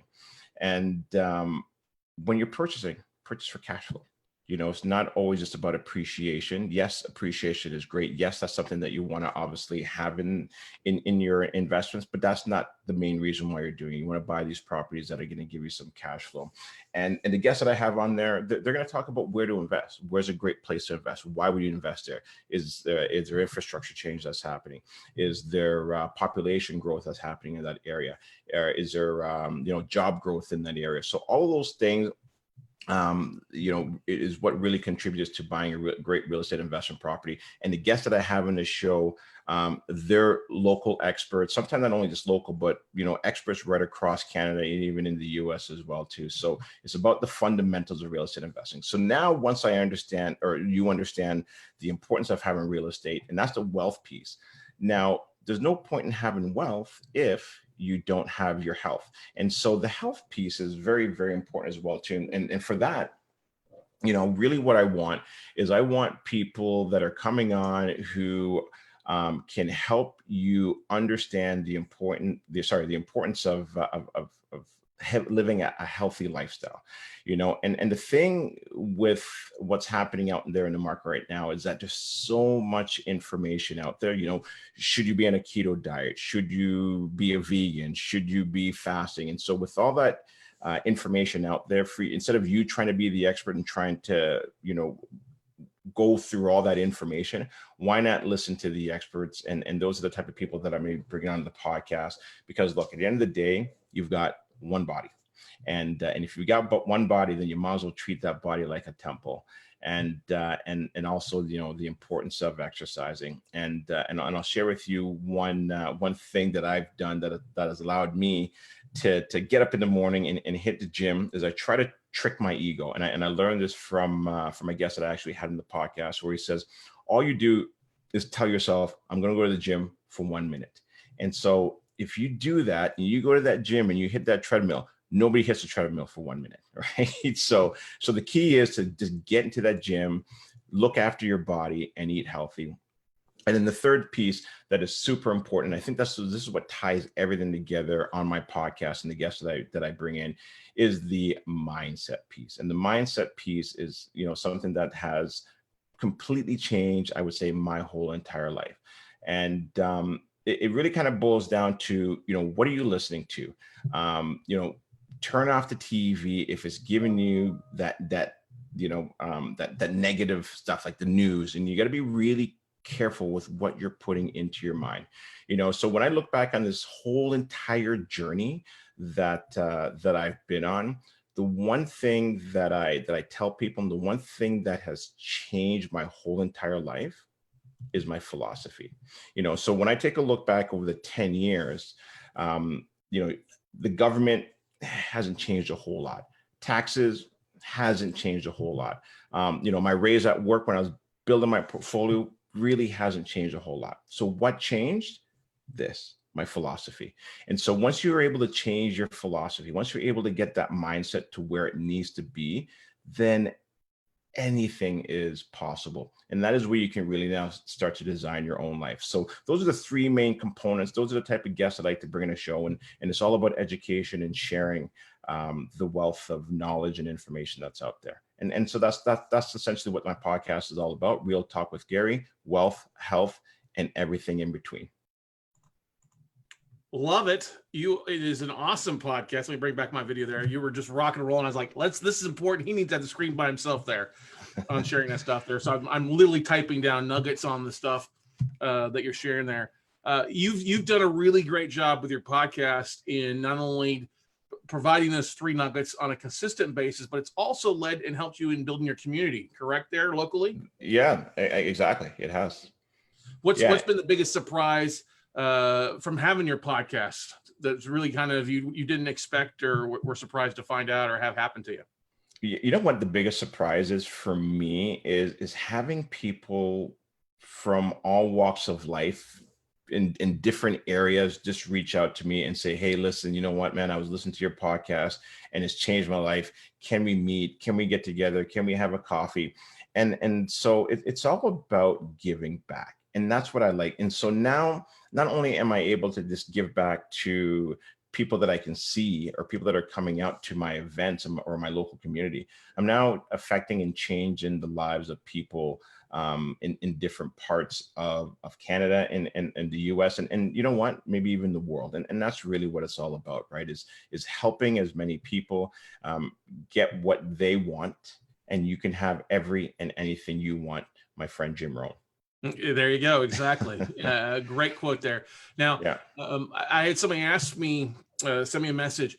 Are you monetizing your podcast any sort of way with sponsors or other things that you're doing on a regular basis? Yeah, that's a good question. And so for me, I've been doing the podcast now for about 3 years. I've only been doing one a month, but now because of the real estate investing and the team that I've built, it's allowed me now to have a bit more freedom. And so with that freedom, this year, I'm really now kind of putting, the pedal down in the metal, and I want to start to grow the podcast. I've really kind of outlined the people that I want to have on the show, and that's going to allow me now to focus more on that part of my life. And so now we have been starting to look at sponsors where now, I can get them some airtime and talk about some of the important partnerships that we have with people that are an essential piece to Smart Home Choice and the brand that we have, right? So yeah, definitely looking into that. Absolutely. Well, that's good because it is part of your brand now with the Smart Home Choice in your community, and then the investment group that you've put together. I know a little bit more about Gary and his business. I'm just interviewing him about 2 hours ago, actually, on the Nut Closer Show podcast. But that's one of the great things that you talk about is hearing people from other countries or other niches that maybe don't fit exactly what you would expect to come across. I did one thing kind of funny early on in my podcast is if you're an international listener, send me a flag. And I had 50 flags show up from different countries of people listening. So it was kind of a cool thing there. That's amazing. With podcasting being, what's the difference that you're seeing with podcasting, or is there maybe not one being in Canada compared to, do you know where your listener base is mostly? Is it mostly Canada or a lot in the US? Yeah, no, a lot of my listener base is in Canada at this point in time. A lot of them are also in other, we'll say like within the GTA and surrounding areas where they may not have known who I was, where I'm on this side of the region, they're over there. And now because of that podcast, they're like, hey, okay, we've got, a similar type of interest, which is real estate investing. And then, so now we're networking, we're connecting and finding great guests that I can now actually bring onto the show and helping real estate investors out there, change their lives one family at a time. That's good stuff, man. Yeah. That's awesome. Well, any final words of advice before we let you get back on your busy day there, Gary? Yeah, listen, final piece of advice. Okay. So actually, I'll give a couple of different things. So they're just popping into my head. I've got so many great nuggets that I always just want to keep sharing. But one thing that I think is really important, and especially if you want to be successful, is to be interested, not interesting. And meaning that pay attention to your clients and the people that you're working with, if you're trying to build that business or whatever it is that you're doing, right? So really be interested in your clients, because then they become your biggest fans and they will help to promote what it is that you're doing. So be interested in them. And then and another thing as well too is don't be scared to ask for help. Just be humble. It's okay. There's lots to learn out there. Be humble in it. Learn from people that are where you want to be, and you'll be surprised if you reach out to them. They'll be more than happy to help you. There's lots of great advice out there, great people out there, even like yourself, Scott. What you're doing, and I guarantee you, if someone was to reach out to you, you'd be more than happy to help them. So ask for help. Don't try to figure this out on your own, because there's a proven path out there, and all you got to do is just follow it. Great stuff, Gary. Hey, man, thanks so much for being on Pecha Pod Pitch, man, and just really delivering in a big way, man. Great stuff, great knowledge. Do we have any questions for Gary before we let him get back to his day? I think we are good to go, brother. Well, hey, thank you so much, Gary. We'll see you later. Beautiful. All right. Thanks, Scott, for having me on. I appreciate it, brother. Take care and keep doing what you're doing. You too. Bye. Bye. All right. That's going to bring us on to the next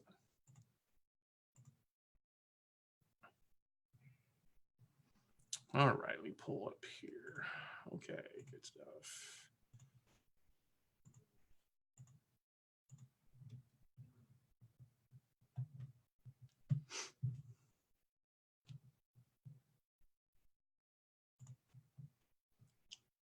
Arlene, can you hear me? I can hear you. Can you hear me? Yes, ma'am. We're good to go. All right. Yay, I love it when things work. Yay. So you tell me when you're ready for me to start, or how you want to do this. Good. All right, everybody. Our next guest here on Pecha Pod Pitch is just an absolute rock star and just years of experience in her expertise. I think you're going to learn quite a few little nuggets on there. Arlene Gale is the first and foremost about helping people write and tell their professional stories. As the book writing business coach and a marketing, business branding, and strategic planning expert, Arlene has helped hundreds of clients in a variety of industries around the world earn millions of dollars. We all like the earning in new business by writing the right business building books. Arlene's unique expertise comes from combining 30 years of marketing and writing experience to create powerful and profitable business books for clients. Arlene's podcast, Mindset Meets Mastery with Arlene Gale, is also about the stories we tell ourselves that impact our ability to achieve success. On Mindset Meets Mastery, Arlene talks about the mindsets, myths, and misunderstandings that keep us from mastering the success potential that is inside each and every one of us. And she either discusses the key point for the week or has expert guests on who talk about how to succeed in business and without excuses or apologies. She's written more and published more than a dozen books with her name on the front cover. She's a multi-international, national award-winning author, number one best-selling and business award winner.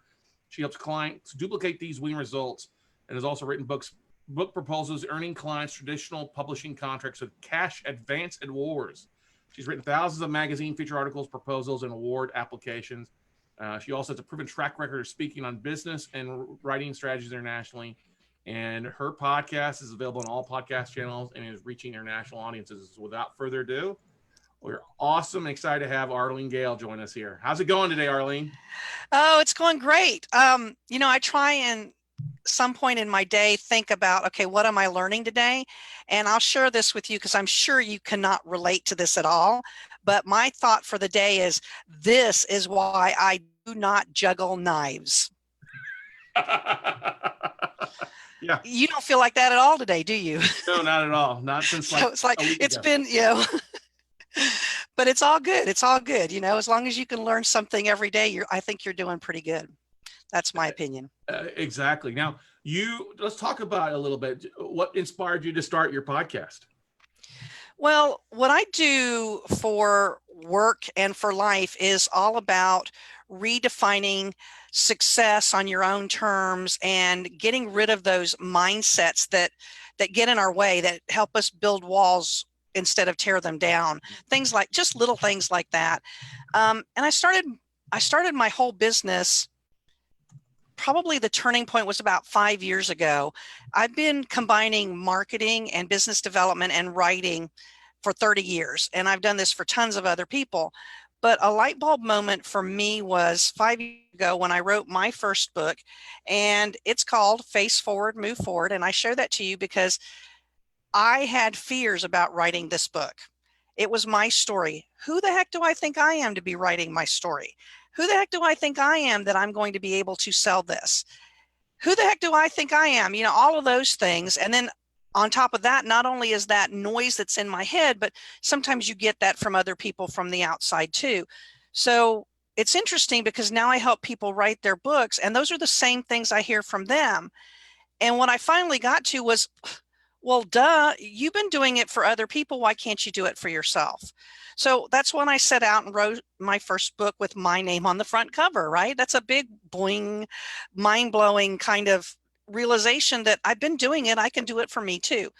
So this little book came out, and like I said, almost 5 years ago, and I'm still getting speaking gigs and workshop invitations from topics on that book. Why? Because I wrote it that way. And that's something that people forget. Why are you writing a book? Why are you telling your story? How do you want to use it? Where do you want it to take you? So that's what I do. But before I can help somebody write their story and use it in a powerful and profitable way, I have to help them get through those mindsets, those stories they tell themselves, so that they can sit down and actually write. And it's kind of interesting to me because I get those barriers if they're new to business and they don't think that they have anything to say or do. So they don't see themselves as an expert. So first of all, get over it. If you want to start a business, you got to be an expert, because if you're not, nobody wants to hire the second best anything, right? I mean, really, if you were going to a heart surgeon, do you want the second best? Or if you're going to to a lawyer or a tax accountant and they say, well, maybe I can keep you out of jail, or maybe I can keep the IRS off your backside, Do you want the second best? I mean, really, no. You're an expert. You got to own that. And to own that title, sometimes people have huge blocks and mindsets that they've got to move past in order to start their business and do it in such a way that they can earn that expert positioning.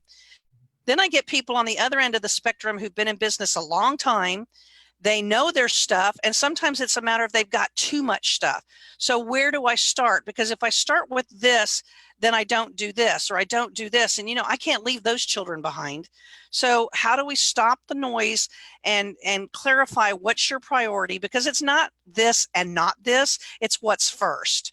So getting that mindset block and all those whirling dervishes out of the way so that they can be productive when writing their book, when telling their story, when doing their business. So that was kind of when I wrote, back, I get so passionate, I get all over the place. So I apologize. You're good. I'll stop flitting because I'm sure that people are getting dizzy with my Italian hand motions. But, when I wrote my first book and it did so well, it was a USA Today best-selling book. It won several international awards. It got me speaking gigs all over the world.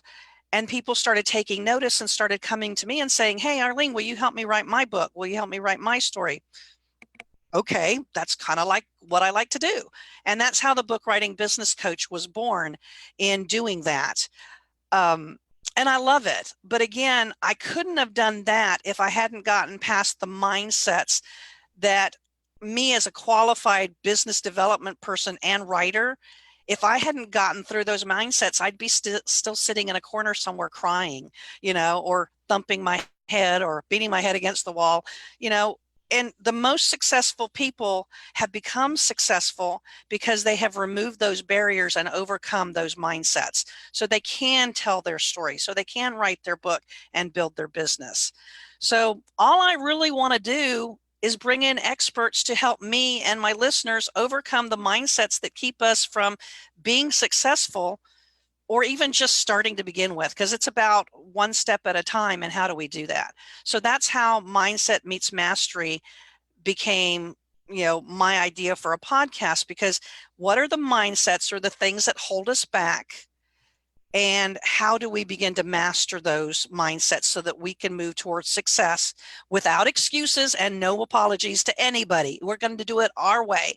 We're going to define success our way. So, as much as I tell my teenage sons I know it all, I really don't. Shh. And so that's why I do some podcasts on my expertise of book writing, but I bring in experts in other areas. We've covered things like sales, sales, a 4-letter word. And don't you feel like sometimes when somebody comes to sell you something, they are really cussing at you instead of listening to you? So we talk about sales. I've had experts talk about the scarcity mindset, learned helplessness. Let me think. Positive communication skills, whether it's in relationships or in business. So whatever your expertise is, if you can present my audience with a problem and a solution, a mindset and how to master it, you're the guest that I want on my show. And if you have trouble with mindsets keeping you becoming all you want to be, whatever it is, the tiniest or the biggest, then you're my perfect listener. Come and let's learn together about how, we can change the world, because we all have a story to live. I tell people, I'm not leaving a legacy because I'm not going anywhere yet. I'm living a legacy. So how do we change the mindset so that we're all living a legacy and trying to make the world a better place? I mean, Scott, that's all I want to do. That's awesome. I love it. And I got a couple people on here. I know they're probably thinking the question you outlined, that we often, when we're going into our show or doing things, we feel like we're bombarded with everything: technology, podcast, book, keynote, product. It's like a whirling dervish around our heads, like juggling knives, like you talked about there. Yeah. How do you pick the first knife? It's about prioritizing. At the end of the day, if you've got a to-do list this long and you only get half of it done, is it a good day if it's the top half, or is it a good day if it's the bottom half? Right. So make a to-do list, but pick 1 or 2, maybe 3 things that you're going to do today, now, and then move on those. Don't try and I used to have chronic depression about I can't change the world. And I've learned to own that. I can't change the world.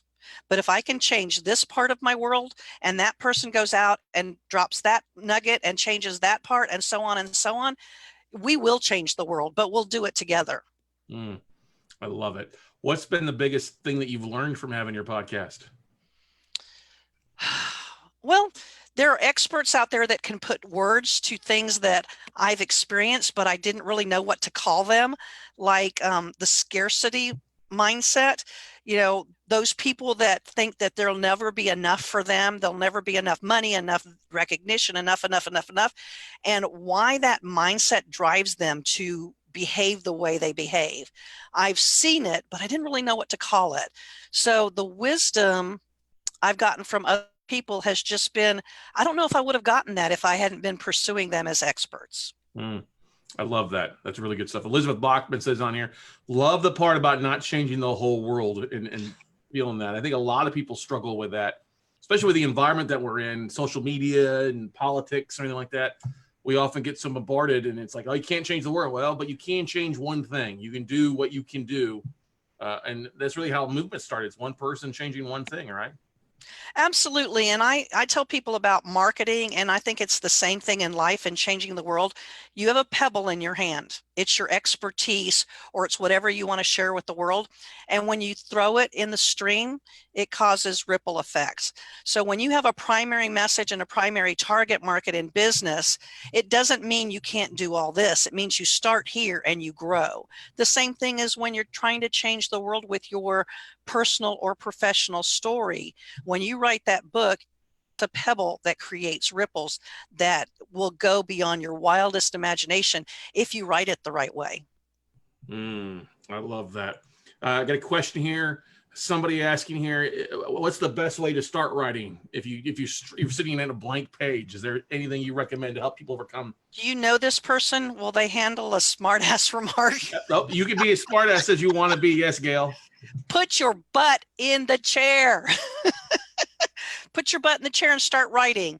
But really, it's not that simple. I'm just, that's insight into my sarcastic personality. But that I get that question a lot. You got to put your butt in the chair, and it's not, you don't start writing the book. And that's the myth that so many people have. You start with creating a foundational marketing plan, because if you write the book and then try and figure out how to sell it, if you wait, it's too late. You have to have a marketing plan, your who, what, where, when, why.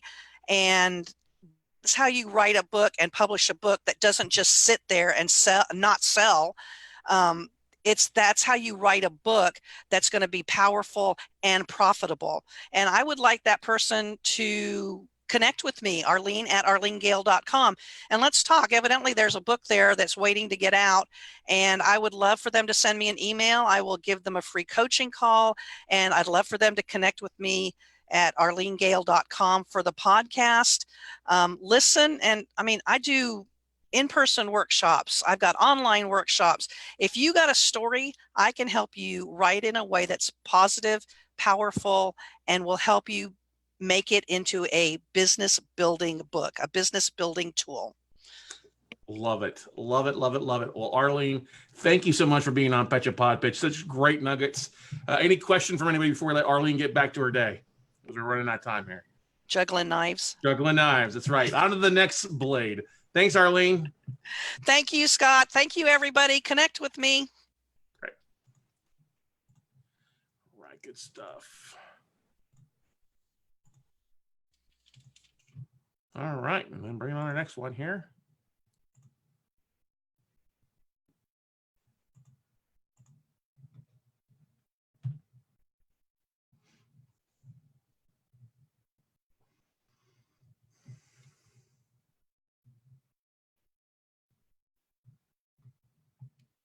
Hello, Scott Carson. Hey, Chris, hang on 1 second. We'll get rock and rolling, brother. All right. Okay. All right, everybody. Well, hey, our next Pecha Pod Pitch podcaster out there, say that 4 times fast, is a lifestyle entrepreneur, international speaker, high performance coach, and founder of the Business Method and Get Shit Done Live. The Business Method and both The Business Method and Get Shit Done Live both help entrepreneurs grow their business rapidly using high performance productivity techniques. Chris has been a location independent entrepreneur almost 9 years and traveling the world consistently during that time.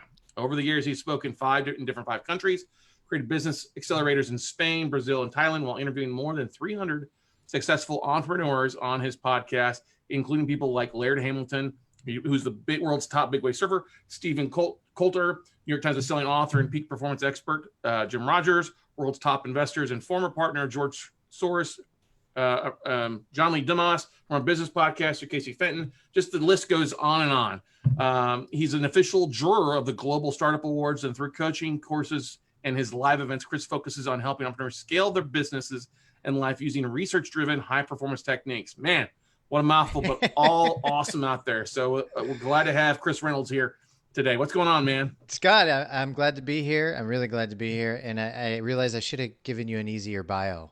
That's okay. Simplified it. Oh, we got hey, trust me, that's easier than some people's. It's a great bio. Good stuff there. Fair. So let's talk about it. Let's talk about your podcast, man. What made you kind of dive into it and start one? Yeah, so I was doing these business accelerators around the world, and we were getting so many great results from the business accelerators that I wanted to create a place to give good testimonials. So I was like, let's just do a podcast, interview the people that have come to the business accelerators, and we'll have a great platform to share testimonials. Well, after like 30 or so, I started to realize the potential of podcasting and how valuable the conversations that we were having were for other people. And also, just sitting down to dinner with other entrepreneurs and lunch with other entrepreneurs, I thought to myself, like, we need more of this into the world. So this is back in 2015, and I thought we need more. We need to share this more with the world. And so then I decided, like, hey, let's take this seriously. And I decided to interview 100 podcasts, 100 people in 100 days that had built $100,000 businesses and bigger. And wow. I did that, and I thought to myself, I was like, after 30 people, I'm going to start to have to work really hard because I'm not going to have anybody else to talk to, and I'd have to hunt really hard. But what I realized is that people just started to come. Everybody that was on the show knew somebody that could fit the parameters to come on the show again. And so I continued to do it. I did those 100 shows in 100 days. Wow. And I decided, like, how can I take it to the next level? And so I decided to do 100 episodes with 7-figure remote entrepreneurs. And so that was fun. That was a bit more work than the first series. And now we're doing 100 episodes with major influencers. So people with actually some of the people that you suggested in a bio come from that series as well. That's awesome, man. 100 episodes in 100 days.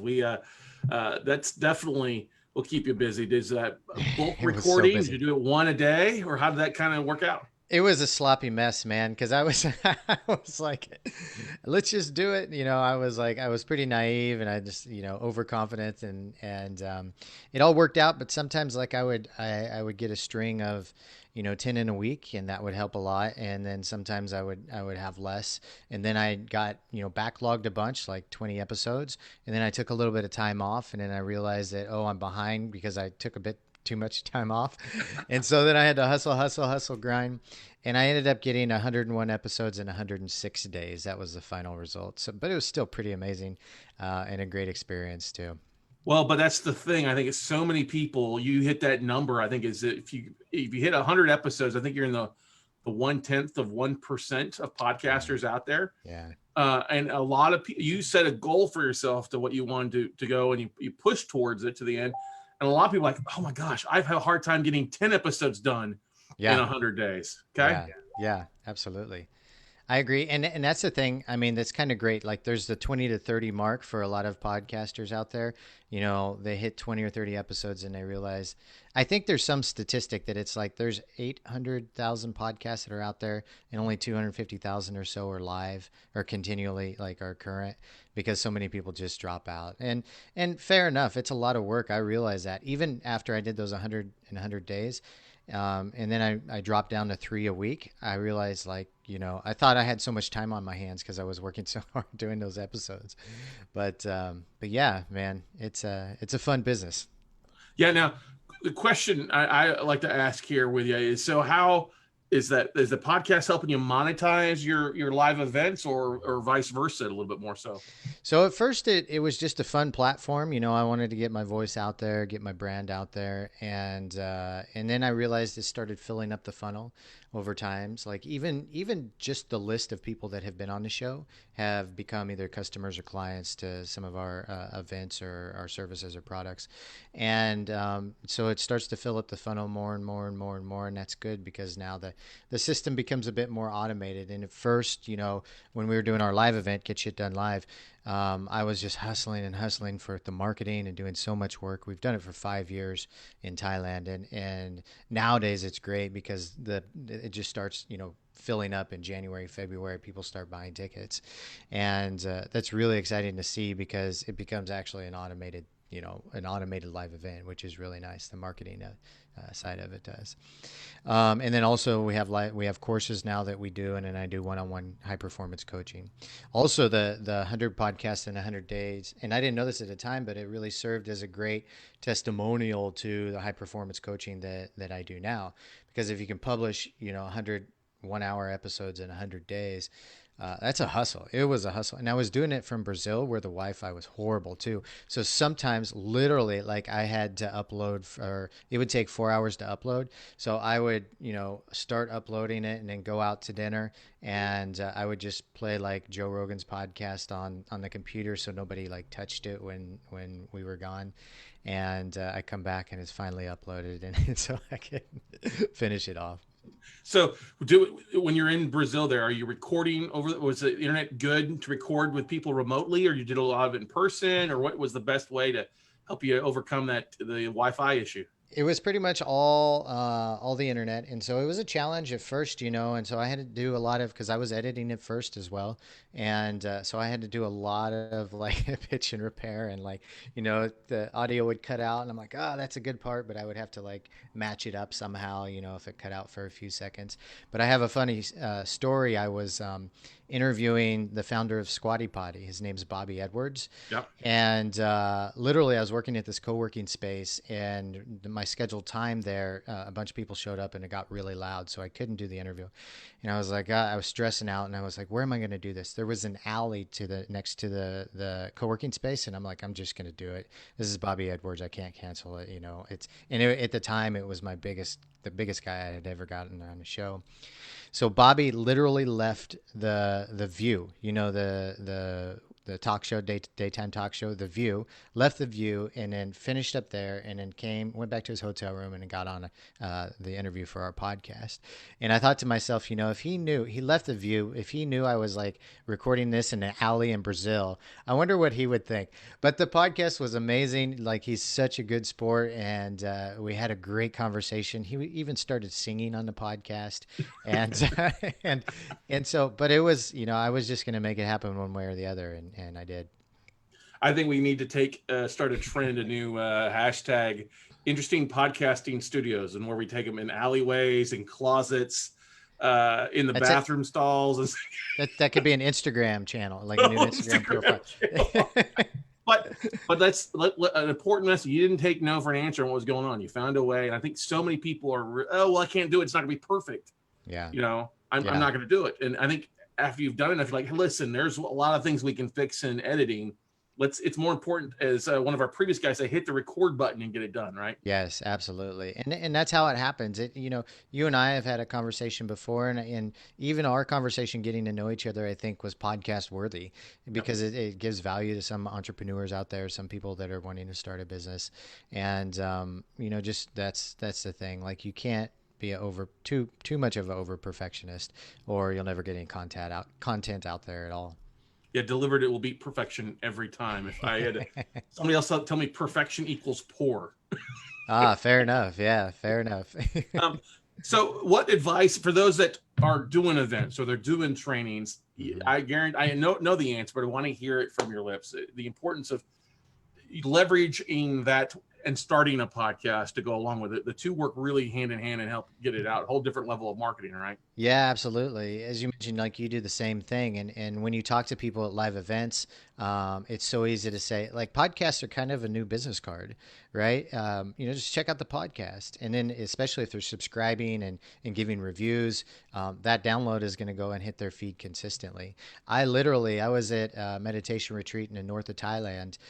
Some guy had flown in from Toronto for this meditation retreat, and we'd never met before. We had no mutual friends or anything, and he's like, I think I've heard of your podcast. And he scrolled through his feed, and somebody had recommended him an episode a year and a half prior, and so that's where it becomes really cool. But you're at live events, and you can say also, like if you have a good podcast talking about different subjects like marketing or building funnels or notes or whatever it may be, say like check out this episode with so and so. Like this is a really good one. If somebody asks you questions, like Chris or Scott, like what's a good podcast on podcasting? And I said, oh, check out the episode we did with John Lee Dumas. Like he talks about every single step that you need to go through, right? And it becomes, you become like the educational platform. But then also when you're interviewing your guests and you're talking to people about your podcast, you also can tell them, hey, we actually do a live event every year. A bunch of us entrepreneurs go to Thailand. We work and we focus for 10 days to get a lot of shit done in a little amount of time. And we have an amazing time doing that. And that works really well. And so literally like people I've interviewed on the show, they say, wow, your event sounds really cool. I think I might join you. And they'll end up like coming all the way to Thailand to join us. So that's fun to see. It's always nice when people fly across the world to be on a podcast, right? Yeah. The responsibility kind of goes up a little bit when you're like, this person literally flew from, New York to Thailand just because of my event. And you think to yourself, man, I've got to perform. I've got to show up. I've got to make sure everything works really well. And that's the thing too. I think any event, I feel that way, whether it's an online or in person event, you always want to show up. You want to make sure things go well. Yeah. And kick butt and take names with it. But it's showing up is half it, and then letting stuff flow. I mean, you're going to have little errors that happen. Just don't worry about them. Don't let it throw off track. Just keep rocking and rolling, whether it's a noisy workspace or bad internet, right? Absolutely. 1,000%, man. Awesome. So, what's the best way for people to connect with you, listen to the podcast? What's the best way, Chris? Yeah, actually, go to thebusinessmethod.com, you guys. That's the most simple way. If you want to subscribe and give a review, that's huge for us, especially the reviews. All the podcasters out there, happy to give you guys a review. Love for you guys to give me a review as well. That helps us all. And if anybody's interested in any of our stuff, let me know. Reach out to us. I'm happy to give a 15% discount for anybody that was on the show. Awesome, man. Is that the same thing for the Thailand thing? Yeah, we have an early bird discount going on now. So yeah. When is the next one of that? We do those every October. So you heard it here first. You guys got plenty of time to book that event over half a year out. Why not? Imagine where you'd be in October, right? Exactly. Good stuff there. Well, hey, Chris, thanks so much for being on here. Thanks for sharing your show. Such great nuggets. And look forward to having a beer with you when you get here to Austin. All right. I'm excited, Scott. See you soon, buddy. Thank you. Thanks, Chris. Bye.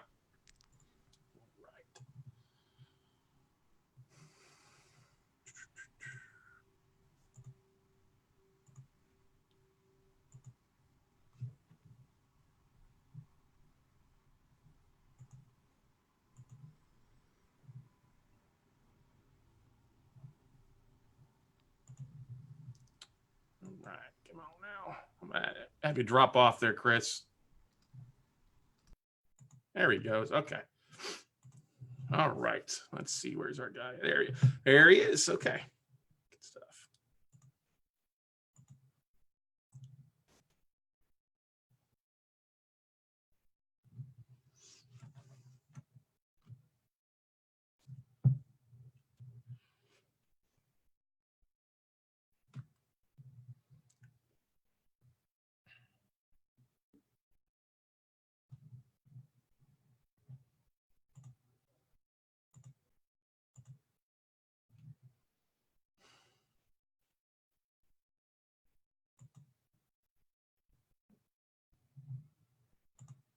Merrill? How Can you you hear doing, me? Scott? I'm good, brother. All right, cool. Let me get rock and rolling here. 1 second. Whoops. Damn it all. That was my fault. Sorry, Meryl. My bad. Here. There you go. Microphone, select a speaker. You're good. And testing 1, 2, 3. How we doing? We're good. You ready to roll? I'm ready to roll. All right, good.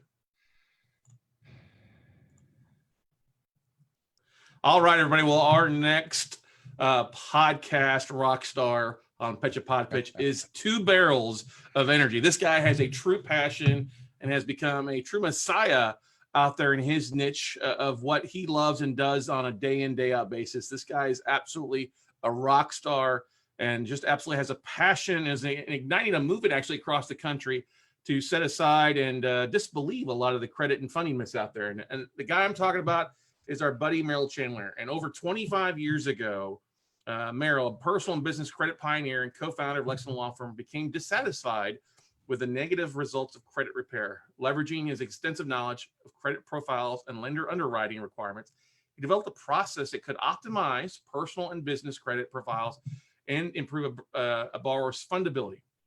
He founded Credit Sense to deliver this revolutionary technology to real estate investors, business owners, and entrepreneurs nationwide. And he's helped thousands of borrowers become more fundable and help them access the capital they need to fulfill their financial dreams. And so we are honored to have the host of the Get Fundable podcast and the author of the new F Word. Got my copy in just the other day. The man, the myth, the legend, Mr. Merrill Chandler. Thank you very much, Scott. Well, once again, awesome to always be introduced by you. I sound like a rock star every single time you mention that. So do I go to sharing my screen? How do you want to do this? Yep. If you got some slides, go ahead and share your screen. Yeah. Yep, here we go. All right. So first things first, my whole point for joining this this Pecha podcast Shark Tank marathon is the ultimate question that you're asking: how can I make your listeners' lives better? Right. And I've been on literally dozens and dozens of podcasts where the host brings me in, and there's a belief about, okay, this can be some cool stuff. This may actually rattle some cages. And then they come out after the fact. They're like, you have got to come back on. There is more to talk about. I did not know this was even a thing. So the first thing and the most important thing for your listeners is they need to understand, they get to discover the real truth about how the funding, the lending system works. There's so many misconceptions, as Scott said. There's so much misinformation, and some of it is intentional. We want them to know exactly what is going on, because in my world, only the truth is actionable, right? If you're fed a load of BS, you're not going to have the opportunity to make powerful decisions, right? This isn't about teaching them how to get a loan or a line of credit. This is actionable, implement right now tips and techniques. Your listeners will walk away from any podcast episode with something to do, revolutionary insider secrets that are going to give them insights about how to become fundable, how to get a yes from lenders. That's where the power in this entire process comes from. A little bit about me, right? Just like Scott said, I just finished the new F word, right? Fundability. I'm pleased to announce that before me, Google fundability was not a Google search term, and we just found out that fundability is a new search term in the vast universe of in the Googleverse, right? I've got my own podcast, the Get Fundable podcast, as well as I've been speaking in real estate and entrepreneur conferences for over a decade, and I coach clients through the fundability boot camps, FICO. But probably one of my funnest things that I love, that I bring to this party, is that I have had the rare opportunity to become a FICO insider. Let me tell you what this means for your people. One of the gentlemen who started out as a student, was a podcast listener, went through the very process of listening to podcasts, then picking up a book, then listening to more podcasts, becoming a student at the boot camp. And within 9 months, he was able to take down literally over $160,000 in business actionable credit. Now, these are not credit cards. This isn't credit card stacking. These are tier 1, tier 2 banks with write a check, do a deal, credit lines. Okay. So where I came to this, in fact, he's just one of literally hundreds of borrowers that we have helped build actionable fundable profiles, and much of it from the very education that I teach on Scott's podcast and all the podcasts that I've been a guest on. I am free with this information. It is my pleasure. It's an honor to be able to just get it out there, because there's so much BS going on out in the world, right? And so why am I the guy? Well, I've been an entrepreneur myself. If your listeners are entrepreneurs, small business men and women, if they're real estate investors, these are my people. This is who I am and have been. I started out when I was a young man, built and sold a successful franchise, but 27, flipped my first $100,000 takedown of a profit of a house by 29. Co-founded Lexington law firm. We'll talk about that in a minute, but the single largest credit repair law firm in the country, right? Had properties and knew how to get business lines of credit back in the day. This has always been my thing. But what happened was, when I was at Lexington, I found out that credit repair does not make clients fundable. We're changing this whole dynamic from good credit, bad credit to will a lender give me money? Fundable versus not fundable, right? It also came with the opportunity and burden of studying tens of thousands of credit profiles and developed a process that made this a simple, once you know the combination to the lock, you can open the door. And it really is that simple. The thing is no one else is teaching your audience the real truth of what it means to grow their businesses with near unlimited a financial opportunity, near unlimited credit lines, business loans. Because when you know the math, when you know what FICO and the lenders are looking for, it's easy to create the big wins in your funding. So another reason why you want me to be a guest and be a repeat guest is that I discovered that 90+% of all business and personal funding approvals use FICO software. So when I discovered this years ago, I found out that, first of all, there's a lot of credit score posers. Unfortunately, one of the greatest travesties, one of the greatest lies that is perpetrated on borrowers. There are 80 million people who use Credit Karma's credit score to evaluate their credit health and well-being. But what most people don't know is that's a FICO score.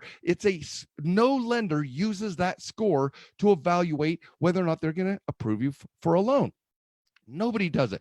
But here they go. They just tell everybody, all their ads preach this wonderful life that you look at your Credit Karma score and you can get approved.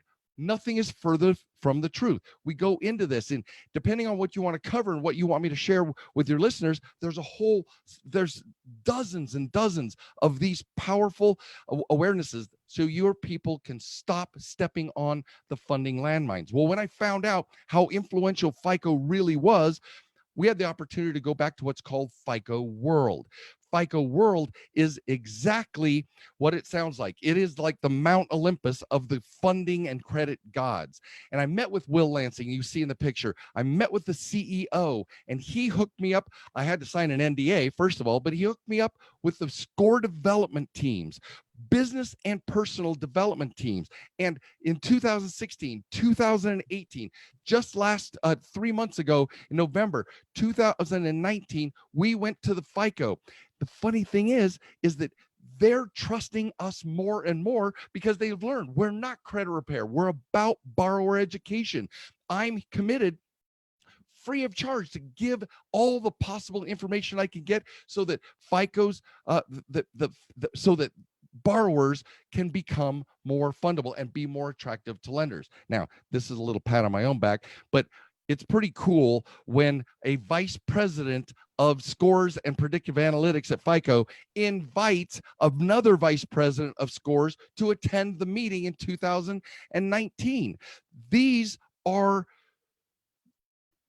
what this means is that the lending environment is a dynamic and always changing environment.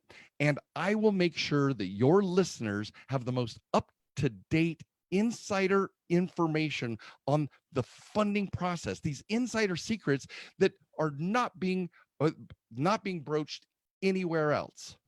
My name is Merrill Chandler.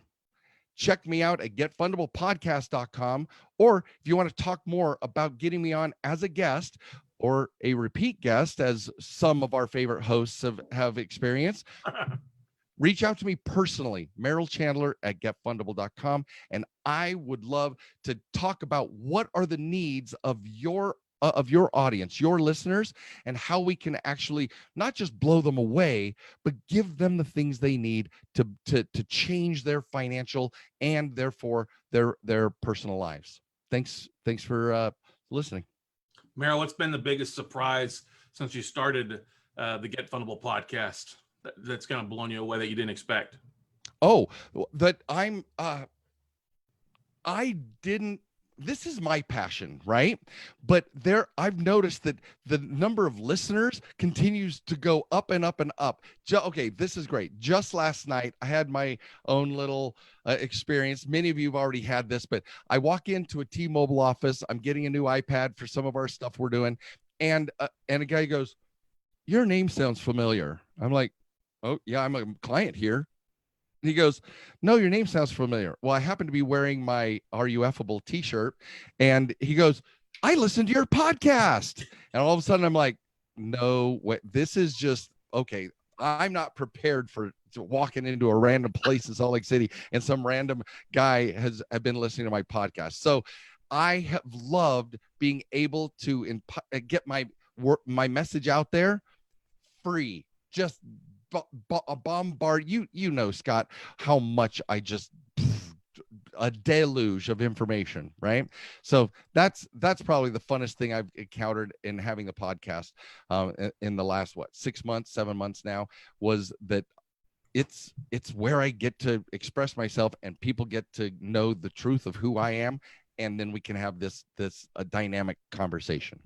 Mm-hmm. What's the best bit of advice to somebody who's thinking about starting a podcast that you would give to somebody? Because you're relative, you had your podcast for how long now, though? Yeah, it's 6-7 months. It was last August was when we started doing. Oh no, that's when we were recording them. It's more like September. My producer's sitting there going like, no, it was like September, October is when we began publishing them. We were producing them before that. But my it isn't what I've found. This podcasting isn't about lead generation. It's about influencing people with your passion. If you're not passionate about what you're doing, this thing it's going to die. But if you love it, if you get to be who you are, sharing your favorite thing in the world, and that's what you're doing your podcast on, then you're going to be a rock star. But if you're doing it just to create leads, no, you'll die an ignominious death. But I just want you to find your passion and then share your passion, because man, there's room for everybody. The guy that was talking to at T-Mobile, he was like, "I love podcasts," and they started sharing among them other podcasts, and hooked up his friend with mine. So find your passion, and that's what will grow your soul, grow your business, grow your influence in the world. Awesome. Merrill, thanks so much for being on Pecha Pod Pitch, buddy. We'll see you later. Absolutely, man. Glad to be here once again. Thanks, man. Thanks, bud. Bye. Right.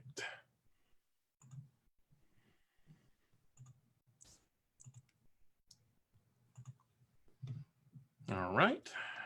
Bring on the next one. We're rocking and rolling. I think it's Allison.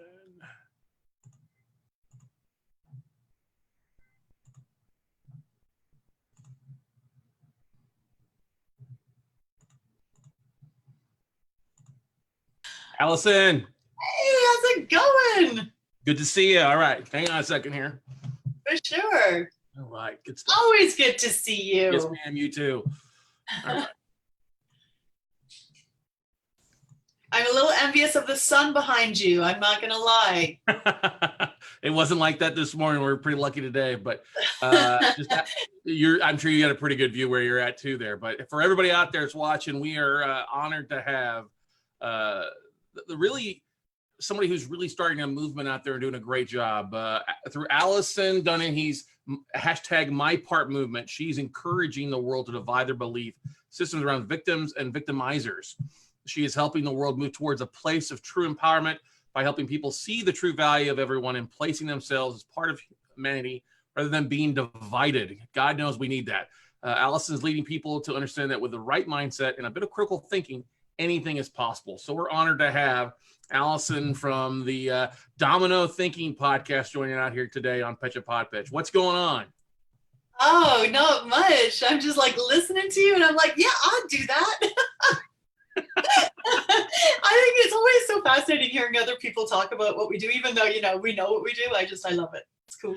It is. It's always good to see how people react, the energy and what really their passion or what their focus is, and seeing how it's, because everybody's capable of changing the world. It's just one day at a time with little actions, right? Yeah, 1% a day change in the right direction will make a whole different impact at the end of the year, at the end of your life, end of the decade, whatever. And we think we have to make this change where we become a different person overnight, and that's just not true. It's a 1% shift. That's all you need to do. Mm-hmm. So let's talk about Domino Thinking, because it is a great podcast. I love listening to it. What inspired you to start the podcast? Because you've got a little bit different background than a lot of people that have gotten into their podcast, right?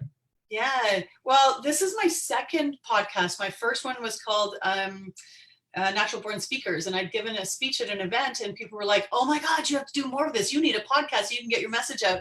And so the suggestion then was to become more aware of how the whole speaking industry works and who else is out there speaking and that sort of thing. But I really found that my true passion was really trying to get people to think. Like, if you do nothing else, just think about what you think about. And I end every podcast I have is, if you don't question what you believe, what's the point of believing in it? Mm-hmm. And we are zombies going through our life, and we attach ourselves to these beliefs and ideas, and we don't even know where they came from or if they're even ours. That is so true. That is so true. Has there been an episode or a guest that you've talked with on your podcast that's really kind of made you think differently about a specific subject? Oh my God, yeah. Like, some question, but what stands out the most? I've had lots, but this one in particular changed my life. Like, I am not the same person I was before him. And I'd given a speech called My Part, where I talked about how we have to be careful about what movements we attach ourselves to, because everything's a double-edged sword. And I talked about how I was sexually assaulted in high school. And this guy reached out and said, I was raped by my wife and put in the hospital for 3 days. And then I got laughed out of the police station when I tried to report it. And at some point during this conversation, I realized that I had adopted the belief of toxic feminism, and that I hadn't really seen men as complete beings with their own experiences. I just always thought of men should just be more like women or something. I don't even know what I thought, but it definitely wasn't mine, and I didn't even know I had it.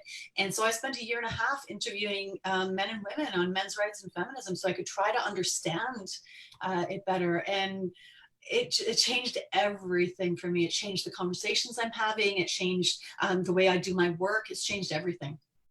Wow. Yeah, I can remember that episode and the posts you were posting on social media, questioning this and asking people to think about it, because it's such I hate to say a role reversal, but kind of a negative role reversal in many ways, right?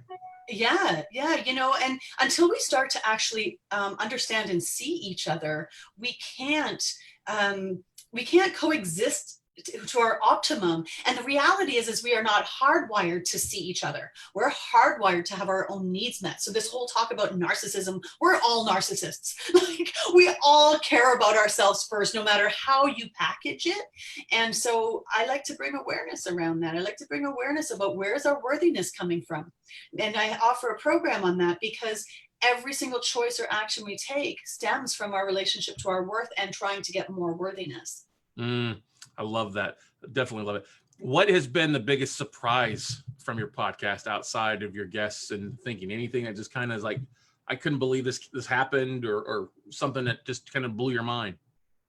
Oh gosh, I think it really I'm amazed at how much it opens the doors for conversation. Like it almost gives like the celebrity status, and so people are willing to talk about things differently and more openly, I think, than if they didn't know I had a podcast, right? I think the conversations get deeper faster. I can understand that. We had a previous guy on talking about how it strokes your people who we interview their ego a little bit to open up maybe a little bit more, right? Yeah, well, and again, it comes down to seeing people, right? Like it's just such a gift I feel that I've been given, having people on my show, that I get to see so many people, and not just, oh, I saw that person over there, I know them, but to actually see what their experiences are and connect on that different level. It is just, it's so cool. Mm-hmm. I did not expect that. Because I thought I'd been having good conversations prior to my podcast. Like I thought I got to know people, but it's just deeper. Yeah, it definitely can take deeper things versus 10-15 minutes, like you're meeting somebody, have a good conversation at a party or over dinner or something. Like it can go a whole different level when you got a microphone or a video camera in front of somebody and you're taking that question maybe one step further than you would a little bit more so, huh? Mm-hmm. Well, it gives you both parties permission to not start with the weather. Right? Weather's great here. Apart from us. Yeah. Right? Now, for those that are watching on here that are new to it or looking to start one, what's the best bit of advice that you would give them into, getting things rocking and rolling for them? Niche and pick, because I've sort of floated around with it, and the more niche I become, the easier it is to connect. Although there are great podcasts out there that are just random, but I think the most important thing is figure out what you're super excited about, and whether you are super niched or not, ideal to be, but like you're so niched. If you are super excited and passionate about what it is you're talking about, don't try to tell them or assume what they want. Do what you want, and your people will find you. So that leads to the next question. Do you go into a lot of your interviews and guests with the questions scripted, or do you go through like 2 or 3 and then just throw it out the window? I have no questions. Apart from, hi, how are you? What's your bio? And I've had guests where we agree to talk about something, but the conversation gets so interesting, we actually never even talk about that. And the value has been huge. So flexibility, I think, from my perspective, is really important. Now, I've been on other people's podcasts, and it's question, you have like a minute to answer it, and then your next question, and whoa, you got to be on your game to be interviewed that way. I'm going to be doing one called, oh, you might be a really great guest for this too. Funky Thinkers. Have I introduced you to Jonathan? No. Oh, yeah. I'll introduce you, because he does this thing it's on a board, and you have to pick questions, so you have no idea what's coming at you. And so I'm going to be on his podcast pretty quick. I've been on one of his previous ones as well. But it's getting that creative thing, right? Like, how do you bring you out the best?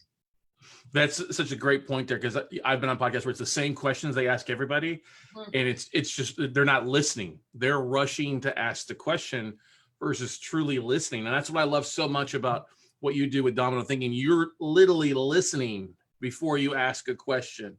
And that's, some people get so rushed to ask questions, they miss the whole point. They miss the whole avenue we can go down, the wild tangents that sometimes goes, but sometimes those wild tangents are the best and so unique versus the same old, same thing we shout out every time. You want to be fresh, you want to be original out there, right? Yeah. And authentic, right? I think it's on those ones that I feel more organic on, I feel more seen. And when I feel more seen, I'm happy to go deeper and be more generous or more vulnerable or whatever the situation calls for.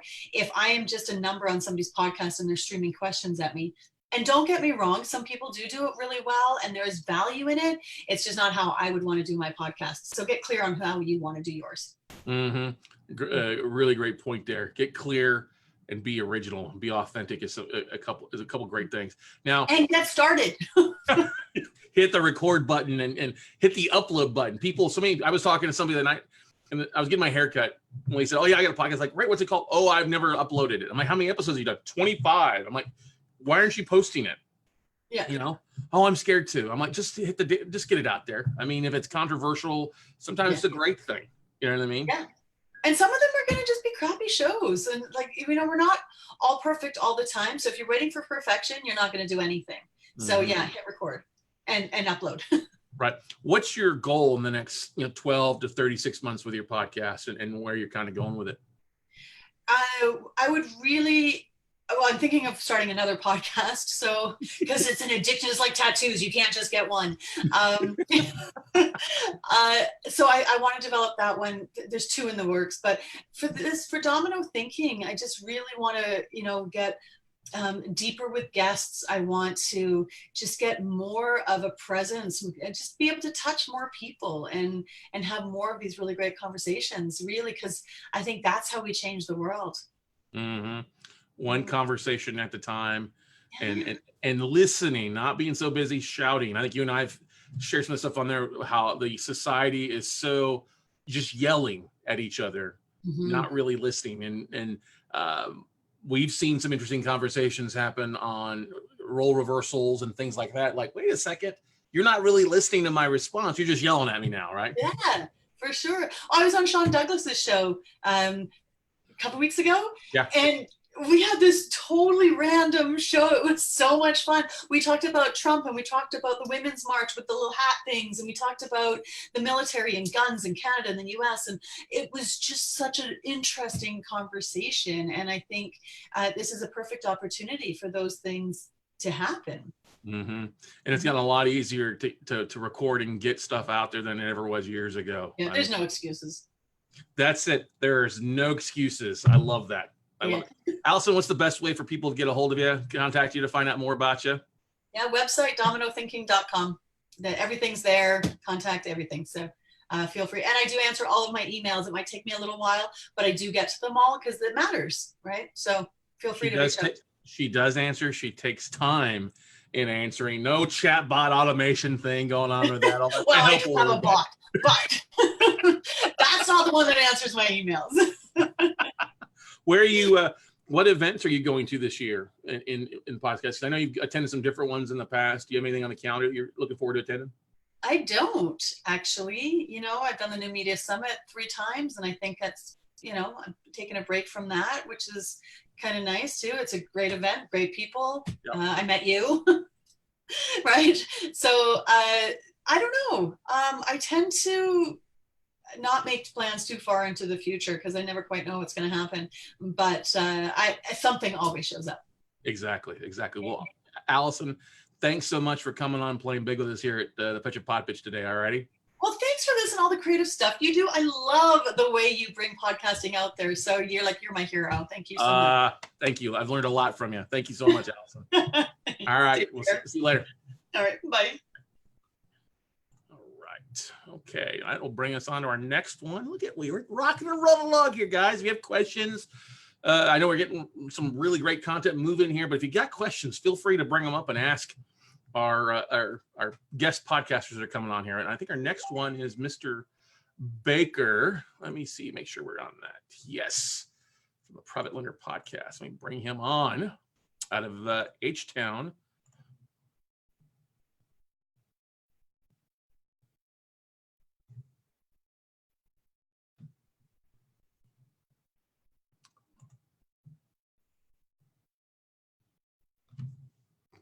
Can you hear me?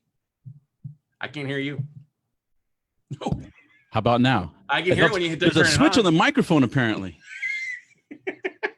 I didn't know that. That's the big nugget from today's session with you. Turn the power button on the microphone. If you learn anything from me, it's start with the simple things first and then move to the more complicated, theories. Exactly. Are you? I could help. You got a presentation? Or you just want to bounce back and forth? No, we're just going to bounce. I can share, but it's just a website and stuff like that. Okay. I figure we just throw it back and forth, man. Sounds good. Let me go on here real fast. Hang on.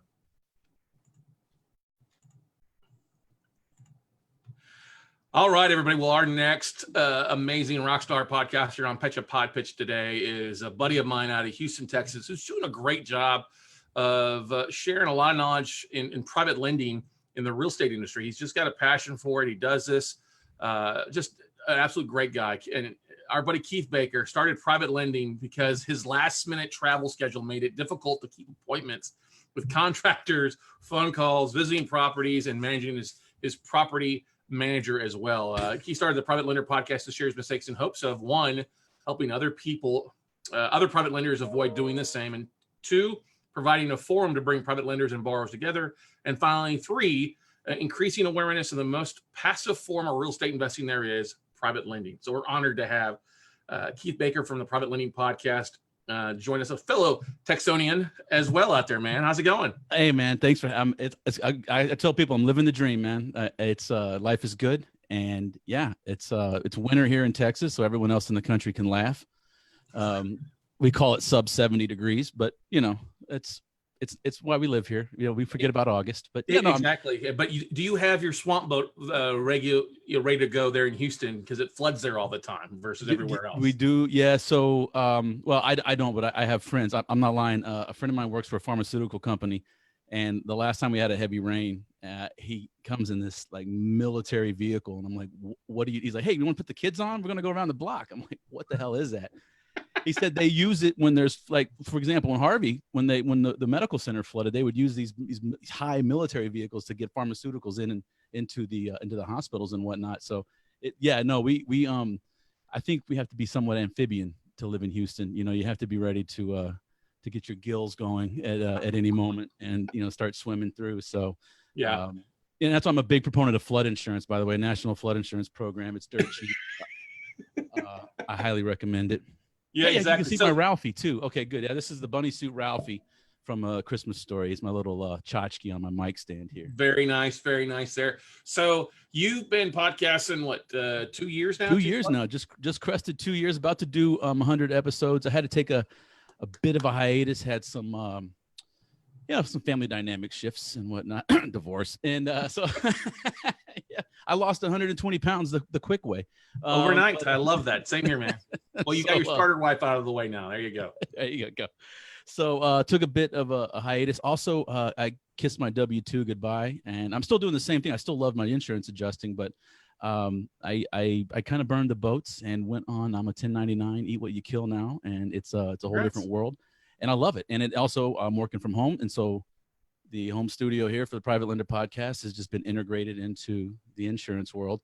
So I'll rip these down and put logos up for, whatever company I need to put up when I do my web calls. But yeah, no, it's, I've been doing it for about 2 years, and I took I started it because I got stagnant at work. I just, I needed to do something else. And I started reading just anything I could on, the new world of business, and I quickly settled on, I'm just going to do a podcast for 2 or 3 years and just budget for it. It's not going to make a dime, and if I'm still there at the end of those 2 or 3 years, then I'll push ahead. And so with the hiatus, I've given myself a little bit more time, but I'm back in. I'm rolling into it now, and I'm not gonna lie, I almost gave it up. I was like, man, it's just too much. I got too much on my plate. I'm so glad I didn't give it up, man. Just keep pushing forward and keep trying to help people, stay safe and learn to put the power of banks in their hands or into their retirement accounts. Yeah, I mean, you do a great job with that. And for those that aren't in the real estate niche, why don't we talk a little bit about that, kind of what a private lender is? Sure. For those that are listening, and why it's important that you know about this. I will, absolutely. And if those who are watching can see, I keep scratching. I have a mosquito bite on my arm, so it's January something, and I'm getting bit by mosquitoes. But as you said earlier, I loved real estate, but I had a great day job. It paid me more than I deserved, and I got to travel internationally, and it made it difficult to be what I call a conventional real estate investor. So I wanted something that I could do from my office, basically, still participate. And so I took a few old 401ks from, being a Gen X. I've got a few old 401ks, combined them together, put them into a self-directed IRA account, and started lending. And my criteria was, okay, I will lend to you, Mr. Real Estate or Mrs. Real Estate Investor. However, you have to walk me through your process. That, in addition to the points and the interest, you have to walk me through so I can learn your process. And so whereas most people start off as like flipper, then a landlord and owner finance, and maybe then they get into what the true investing, the just holding the paper and the notes.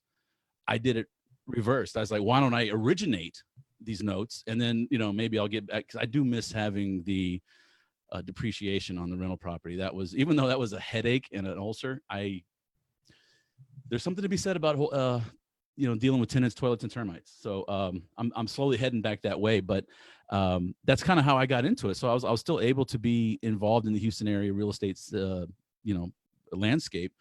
And this also, oh, hey, Keith's a lender, right? And then it just kind of, next thing you know, hey, at the RIA, you want to talk about private lending? I'm like, not unless I get free beer, And anyway, so it just kind of started to snowball. And then when I mentioned earlier, I kind of went the Gary V route, and just I'm going to eat dirt, I'm going to taste, I'm going to try this, and it's a lot of time, but I love it. It's my creative outlet. This is writing insurance reports on explosions may be considered creative, but it's technical. So this, no one likes to hear my voice more than me. So this, I get in front of my mic and I talk about private lending and my mistakes mostly. I try to help people avoid, like, don't do this. And I did it, and this is what happened. Mm-hmm. Or, hey, I did this and I got lucky and I'll never do it again. Mm-hmm. That kind of thing. And I think the fact that you share so much on there really hits home with your audience. With the listeners, anytime you can be in sharing extra than what the normal people see, the behind the curtain, the underneath, the water, what's really going on, or the questions asked, the mistakes you make, it's always much more of a learning curve. And I think listeners really appreciate that with how honest you are. Yeah, no, I thought, I hesitated, but I did a whole episode on how I lost $16,000 by loaning to a friend. It's like, wow. And so what were the lessons I learned from that? And I take the old President George Bush II one, fool me once, shame on you. You're not going to fool me again. So that's it was a great lesson. I was like, man, what's the point of having a podcast if I don't put that vulnerability, and I hate that word vulnerability, but it's a huge mistake that I made. But I put it out there because I've seen other people do it too, or they fall in love with the investor's passion for a project, and they don't do their due diligence. They don't see that it's a train wreck in the numbers, right? Mm-hmm. So that's the goal, and yeah, and I mean, I have it's on record. I've recorded on some Sunday afternoons during football games with the little ice jingle in the in the old cup, but it is what it is, man. Well, and as a disgruntled Texans fan that you are, don't feel bad. Oh, sorry, I forgot that. No. So here's the funny thing: my dad was born and raised in Southern Oklahoma, so I was born and raised a Cowboys fan. But I was also raised to support your hometown team. Yeah. So I'm a Texans supporter and fan unless they play the Cowboys, and this is going to hurt, but I'm a Texan. I mean, I'm a native Houstonian. I deserve this. When the Texans went up 24-0 against the Chiefs, I said, wait for it, y'all. Wait for it. I remember what I call the Alamo in Orchard Park, New York, Buffalo, New York, back in the about 94, 93, 95, maybe somewhere in there. I think the Oilers were up 35-3 at halftime and lost the game. And in pure Houston fashion, just watched it happen again. And I really feel bad for the team, because that's just got to be demoralizing. But as a native Houstonian, we're used to it. So let's talk about something for those on there that are listening, that are hitting that, maybe that pod fade side of things. They're hitting that, struggling. Hey, should I start back up an old podcast I've had?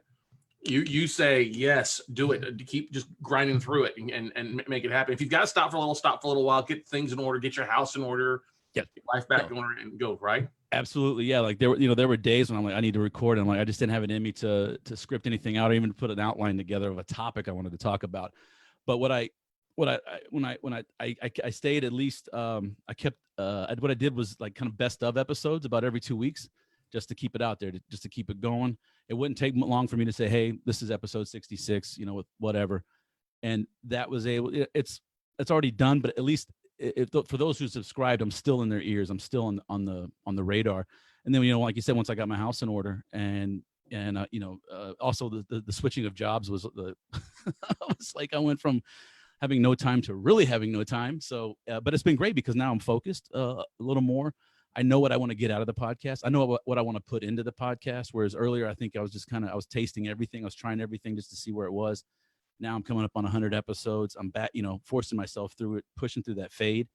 And, I'm excited again. And I'm also more open to ideas that may or may not, fit within the hardcore, boundaries of real estate or private loans. But go a little further afield as well. So I say, yeah, just don't give up. Don't give up until they evict you. Is what I say. Because I forgot to pay my host, and they did evict me. So I was evicted for 2 hours until my account was reactivated. Well, but I think we've all done that at some point, right? Forget to pay the bill to keep the lights on. At some point, it'll happen, right? Exactly. Yeah. So it was. So yeah, it's been a blast, and I just if you're coming up on Podfade, you started your podcast for a reason. You might not be able to verbalize it, but it's there. Go find it. It might not happen overnight, but just don't give up. Just keep whittling away at it, and it'll come. And for me, I think it's really helping to define my voice now, and the messaging even more, so that in 2 years from now, hopefully I'm hyper attuned to the listener, and I have my avatar all figured out, and really providing, not just shotgunning everything out there, but providing laser focus to people, and that's that's all part of the goal. It's all part of the learning experience. So we only got a couple minutes, but I'd love for you. You sponsored a couple different events as a podcast, and a lot of people don't do that. But you went out and sponsored the Quest Expo twice, Quest IRA Expo twice. How did that work out for? Obviously, it worked out well enough the first time that you did it again the second time, right? Yeah, I did it. So it's funny, and this is what has helped. Everyone came up to me and was like, "Well, what are your terms?" No, I don't. I don't loan to strangers. Sorry, that's the whole point of a private lender, is who you're lending to. And I was like, so the first one, I got all these names and these email addresses from everyone that signed up, wanted more information, but they didn't want to learn how to be a private lender. They wanted me to give them private lenders.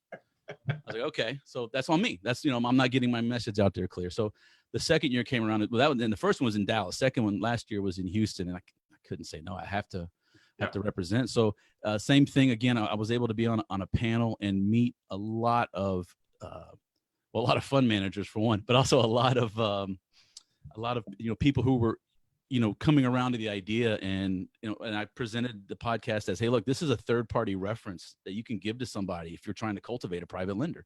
You don't have to take the investor's word for it. Here's I don't know you from anybody. And I'm shooting it straight, and it's funny because self-directed IRA custodians can't give opinion or investment advice, but I can. And I'm very opinionated. So I'm happy to put that out. But it's like anything else, you got to watch it, because you can get pretty you can drop $3,000, $5,000, $6,000 real quick. I don't spend that much, but for me, it's I started private lending because of Quest IRA, or now Quest Trust Company, and it's just, for me, it's almost a sense of a form of tithing. I just want to give back and be involved with what they're doing. And they're an amazing company that's growing. This is not a plug for them, but it's just, I want to give back. And so that's the main reason. But I also sponsored the happy hour as everyone was setting up the night before, which was great, because all I had to do is say, hey, we're going to be at this bar, and, bees to honey, or ants to honey,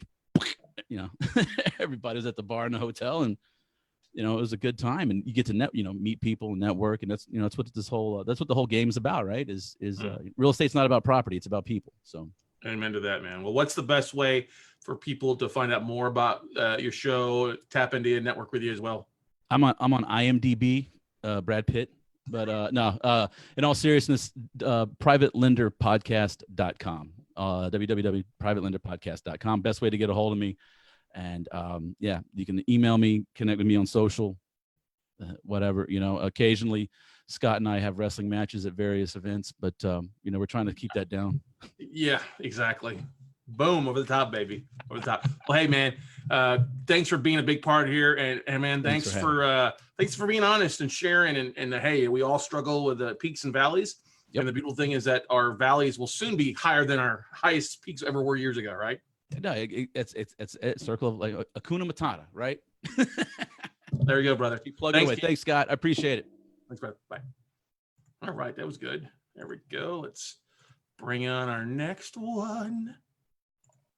Change role to attendee. Boom, there. And I think we got Yifat is next. Yifat, hang on here. Yeah.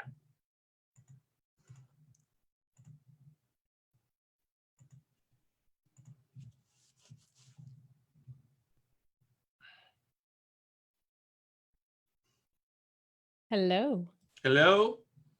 Hello, hello. Hello, hello. There we are. Good stuff. All right. It's like speed dating for you, isn't it? Great way to put it. If that's the truth. Hang on a second here. We get rocking and rolling. All right. All right. Record button. All right, everybody. Well, hey, our next guest is a true professional marketer who does an amazing job with her show. On the unpredictable road of entrepreneurship, it can be immensely helpful to receive guidance and advice from those who have traveled those roads already. Their experiences distilled into teachable information can help the rest of us avoid common pitfalls. Although their advice should be treated as a source of inspiration and not prescription, you can avoid a lot of useless theory by listening to those who are doers, not simply dreamers. Oh my God, that's so true. Our guest, podcast Randy Yifat, enjoys finding gems of this sort of information.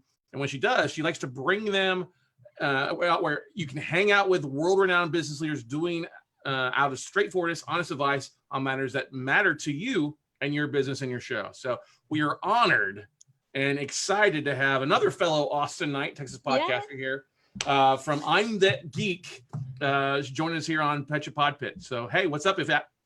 Thanks for having me. This is fantastic. How's it going for you? It's going well. I'm only on one Red Bull, which is good. I got enough energy rocking and rolling. No bathroom breaks yet? You know what? When I first started, I scheduled one in, and then when I re-added new things, I forgot to reschedule it. So I've luckily a couple of people have talked for a little bit. I was able to run and go. Very quickly. Yeah. But you do an amazing job with your show, really interviewing and diving in deep with some really great doers, as I like to say, as you said. Let's talk about that a little bit, about I'm the Geek. Yeah, so I started way before. I was one of John Lee Dumas' first interviews, and I popped his hangout cherry. And it was very interesting to see, the beginning. When I interviewed him, someone said, dude, how are you going to monetize this thing? And he was like, I don't know. And then a few years later, look at that, John Lee Dumas. Everybody's following the trend and everybody's doing podcasts. And so what I found that was the most valuable part of all this conversation is not just having a conversation, because we're all kind of like passive listeners anyway. It's actually the interaction with the guest, right? Like being able to bring you people that you cannot afford to hire, but you can meet right here on the show and ask them anything you want that will move the needle for you. I thought that was the biggest value that anyone can get from a show like that. And so that's what it is. We are geeking out about stuff that I geek out about. So it's anything between, the youngest president of the NAACP to the VP of Walt Disney, how did they relaunch the Muppets, to SEO, to Instagram, to online business copywriting, customer experience, everything that can help you with your business, your life, your relationship, and just, generally make people happier. Because I really believe that, if we find a few people that we can connect with and feel like we belong to, our quality of life is going to increase, our happiness is going to increase, and that will ripple. And hopefully that starts one person at another, and the whole world is happier again. I love it. I absolutely love it, because you're right there. The real value is not in the show. It's the total relationships, because you never know what it's going to lead to, and what it leads to, right? Exactly. What's been the biggest surprise from one of your relationships from interviewing somebody that's led to something you just never expected to happen? Roland Frazier, I just interviewed him, and that led to 2 speaking engagements at War Room that I never thought ever going to happen. Different things where I interviewed other people, and that led to radio shows, being on radio shows, speaking at Eben Pagan's events, stages, working with the city of Austin. That was very interesting. So if you focus on relationships, and I think everybody who finally makes it says, if I lost it all today, I know 5 relationships that can help me get it back, right? So if you focus really on the relationships, that's, I think, the biggest business asset that you can build. That's so true. That is so true. And Roland was a mentor of mine years ago, before he was part of DM back in the day. And so we connected. I think we connected really on Facebook originally, like a year ago, talking about the podcasting, networking here locally. Never met. We just continue to stay in line and follow back up with you that. And you're mentioning that. And I saw that you were speaking with, was it Molly as well at War Room too? Or no, somebody else over at War Room at the same time? Oh, so I'll be speaking in April, so I haven't yet. Okay, yeah, that's right. Yeah. That's right. Yeah. Yeah. But it's funny that we find a lot of those that are doing things tend to flock in the same direction with the same relationships, right? I think we're getting kind of like tired with like people like, you do this, and then they don't, and you're like, oh, okay, you know, once you catch up, we're here. But until then, let's just congregate with those who love to tinker and do and figure things out. That was my biggest passion in Google Plus. We were a bunch of geeks just trying to figure out a new system, right? And people were like, is this what you do all day? But I'm like, it's to me, it's fueling, right? Because exchanging ideas, that's amazing. And that's what podcasts are all about. Amazing ideas that you're sharing with people. And then you take one nugget and you actually put that into practice and everything changes after that. So I think that's amazing. Is there a nugget that you've experienced recently that just kind of surprised you? One thing that I actually heard from Guy Kawasaki, and it was very fun to interview Guy, because he's so unscripted. If you ever get to interview Guy Kawasaki, it's like as if you're sitting in your living room for coffee, and he just, really? How come I never heard of that? He's fantastic. So yesterday he was talking about actually a podcast. He was interviewing Robert Cialdini, that talks about the 6 principles of influence, which I love because we integrate that in the show. And he said, you know, a lot of people, when you do something for them, right, they say thank you, and most of us respond with you're welcome, which doesn't lead to anything, right? And he said, well, instead of saying that, say sure thing, I'm sure you will do the same for me. Now it's like, oh, I value what you did. There's an expectation, right? We're kind of like exchanging value and not just like getting handouts or just like whatever, I did something and nobody appreciates it. So that was a biggie. Relationships, right? We're talking about a relationship. When you interview someone or when you refer someone to someone, most of the time it's like, oh, thanks for the introduction. It's like, you're welcome. And then nothing comes back, right? And so if you say, you're welcome, I'm sure you'll do the same thing for me. Now there's like, ooh, I should do something. And so the next step would be like, tell them how they can repay you. They like, well, introduce me to so-and-so, or do this and this, or leave a comment, or subscribe, or do something, right? This is how you can pay me back for all the value I give to you. And it makes people feel like they don't owe you anything because of the reciprocity feature, right? You're giving so much in your podcast, you're doing so much, and now how can I repay you? You tell them how to do it, and then you grow, they feel good, everybody feels great. I love that. That's oh my gosh, hang on. That's a valuable there. That gets a noise aspect of things there for you. What would you say frustrates you the most though? Because you're doing some amazing things with people, but what frustrates you the most about this medium? About this medium, I think ghosting. I think people started getting into a point of like, oh yeah, I'm going to be gay, whatever, you know, I'm going to show up, I'll talk. We have an extensive process asking people to give us a few things before we go on the show. And people are very kind of like, some people are very nonchalant about it. Or you have to chase them down. I'm like, dude, I'm promoting you, right? I'm giving you my audience. You know, you're going to be this star. So ghosting, kind of like thinking you're all that. I think this medium is going to change it, and especially live video, because you're not all that. There's a billion other people who probably do very similar things, who run in the same circles, who can, you know, are much more givers. Can I say that? Who give more than you do? Much more giving than you. There you go. There you go. I'm inventing new words in English. But you know, I think that's a great way to kind of like eliminate the talker from the doers, right? So that's my biggest pet peeve is don't ghost. It's not professional. And it just kind of like in my book, you're done. Like you ghost me one time, you're done. But I love what a lot of people do, and this is what we do. We don't ask, you know, a million questions, but we do ask some specific things to make it easier for us to prepare for the show, to promote the show afterwards. You're talking those exact same things. What are some things, you know, I doubt you ever run into rough patches with questions, but there's probably a few things in there that you're asking.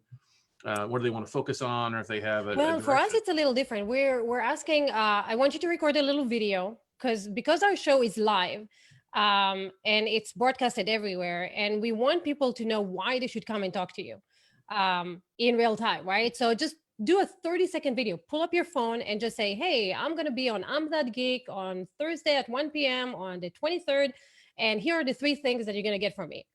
Done. And send it to me, right? Dude, it's like pulling teeth. I'm like, don't you know what you're going to talk about? Like, how hard is it? You know, or give me a bio, give me 3 topics that, you know, you want to be known for. Give me a headshot. I'm going to send you, I'm going to send people to, you know, buy your stuff or opt in or something. Where do you want me to send it? And give me a graphic. How hard is that? You would think not too hard, but it is. I mean, like, you know, I've actually had a few people who luckily said it like a month or so before. They're like, dude, that's a lot. And I'm like, okay, well, it's not for you then, you know, we'll book someone else. Totally fine. Mm-hmm. But don't ghost, right? And don't do that like 2 days before. Yeah. I love that though, but that is a great way. We've done things where we've recorded a few minutes after the event, but it wasn't a live thing. When you're going live, you want to have that pre-commercial, that pre-excitement beforehand, and especially since you're doing live and really doing a great job. Any secrets to really driving engagement to your live episodes that you think you kind of have figured out? To get more views and more people participating. Mm-hmm. So I started going through LinkedIn messages and actually looking through all my first degree connections and looking for keywords. So for example, I was about to interview someone about bots and propaganda. So I went through my LinkedIn and I found like, you know, there were like 10 people maybe. And I said, hey, we're going to have this show. Since this is your, you know, this is what you're an expert in. I would love to have you come in and be part of the conversation on video and share your insights. And someone told me, it's like, that's funny. You're talking about bots and this sounds like a bot. I'm like, dude, it's me, I'm typing, but it's like, you know, so I became so markety, I guess. It was like... Well, I love that because we use that to book people and get booked on, you know, finding people that have similar shows by doing keyword searches and stuff like that. But it's LinkedIn is so awesome when it comes to that, of being able to really find the true guests or audience that you're searching for. And that adds value to the listeners or the people you're reaching out to tremendously. It's awesome. I love that tip. Yeah, I think the biggest thing for us is to explain that this is not a webinar. We're not selling anything. It's an actual conversation that happens live that you can be a part of face to face. People don't, you know, it doesn't click. They're like, what are you going to sell me? Why am I going to watch you? You know, like, no, I'm not. So now I say it's like, it's a podcast on steroids. Remember podcast? Now you're part of the conversation too. And they're like, oh, okay, I'll be there. I love that. So that works. The other one is, you know, there are a lot of software, if you're like really organized, which I'm not, and I'm hopefully getting there. But if you have a lot of shows like ahead of time and you know what you're going to do ahead of time, there's a lot of software out there that will message people for you, right? So you could have the software run those queries and ahead of time send those queries based on the show. And if you have all your pages and all that stuff set up, you can have them register and follow up. And now you have a dedicated audience. The challenge is, in my case, is that every guest is different. And so I might have someone who's talking about bots and then people are interested in that. And then the next day it's someone who talks about, I don't know, gardening. No, but like, you know, something that has nothing to do with bots. And they're like, oh, now I'm bored. Right. So but that's okay. I mean, that's the beautiful thing is that you're that geek. I'm that geek. I'm very geeky. Exactly. What is the best way for people to connect with you if they have to reach out to find more information? thatgeek.com. This is our website. If you opt in, we'll send you'll get notified everywhere, right? Like in your email and in your Facebook and all that stuff. Search for my name, which is there. And it's very unique. And now you have my face. And so you know who I am and you can find me on all socials. But I really love to focus on my own email list. So make sure that you opt in there. There's a lot of goodies inside. Awesome. Thank you so much for coming on Pecha Thank you Pod for Pitch. having And then we're going to have you on a Wednesday night webinar here in the next couple of weeks as well, too, sharing some great nuggets as well, too. We're looking forward to that. Me too. Thank you so much. Thanks so much. We'll see you later. See you later. All right. That was awesome. Let's bring on the next one. Michelle. Let's see here. There she is. Whoops. People joining in.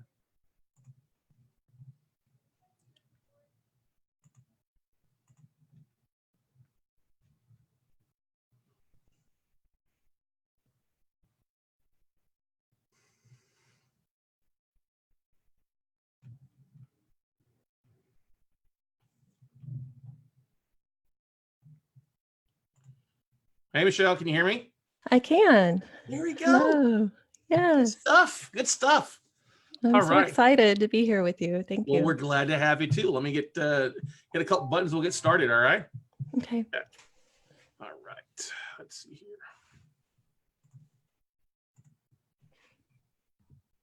All right, everybody. Well, we are back with another amazing podcaster who is doing an outstanding job in her niche and just doing some amazing things.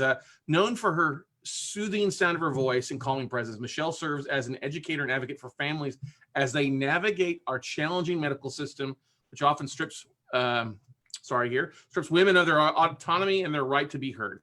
Michelle is the host of the Birth Ease podcast and founder of the Birth Ease Method, a childbirth education program which teaches parents how to connect with their inner wisdom, release their fears, and create a deep and profound relaxation habit. Vital skills that serve families not only throughout their pregnancy and birth, but ultimately for the rest of their lives. With firsthand experience regarding the deep and far-reaching impacts of stress, birth trauma, and parental loss, Michelle has developed a specialization that includes stress reduction, natural childbirth, parenting, grief, trauma, and birth-related post-traumatic stress. An expert in the field, Michelle possesses 20 years of experience as a healer, educator, birth and bereavement doula, ordained interfaith minister, and clinical hypnotherapist. Sorry. She's creating transformation in the lives of families one birth at a time. So we're honored to have Michelle Smith join us here today. How's it going, Michelle? It's going good. I'm really enjoying listening to everybody speak. It's Well, we're been glad. great. You know what? I think everybody's excited to hear about your stuff too. So let's talk about why did you start a podcast? Talk about that kind of mindset that rolled into that. Honestly, today I was just thinking, I really had no idea that I would be where I am today speaking to you.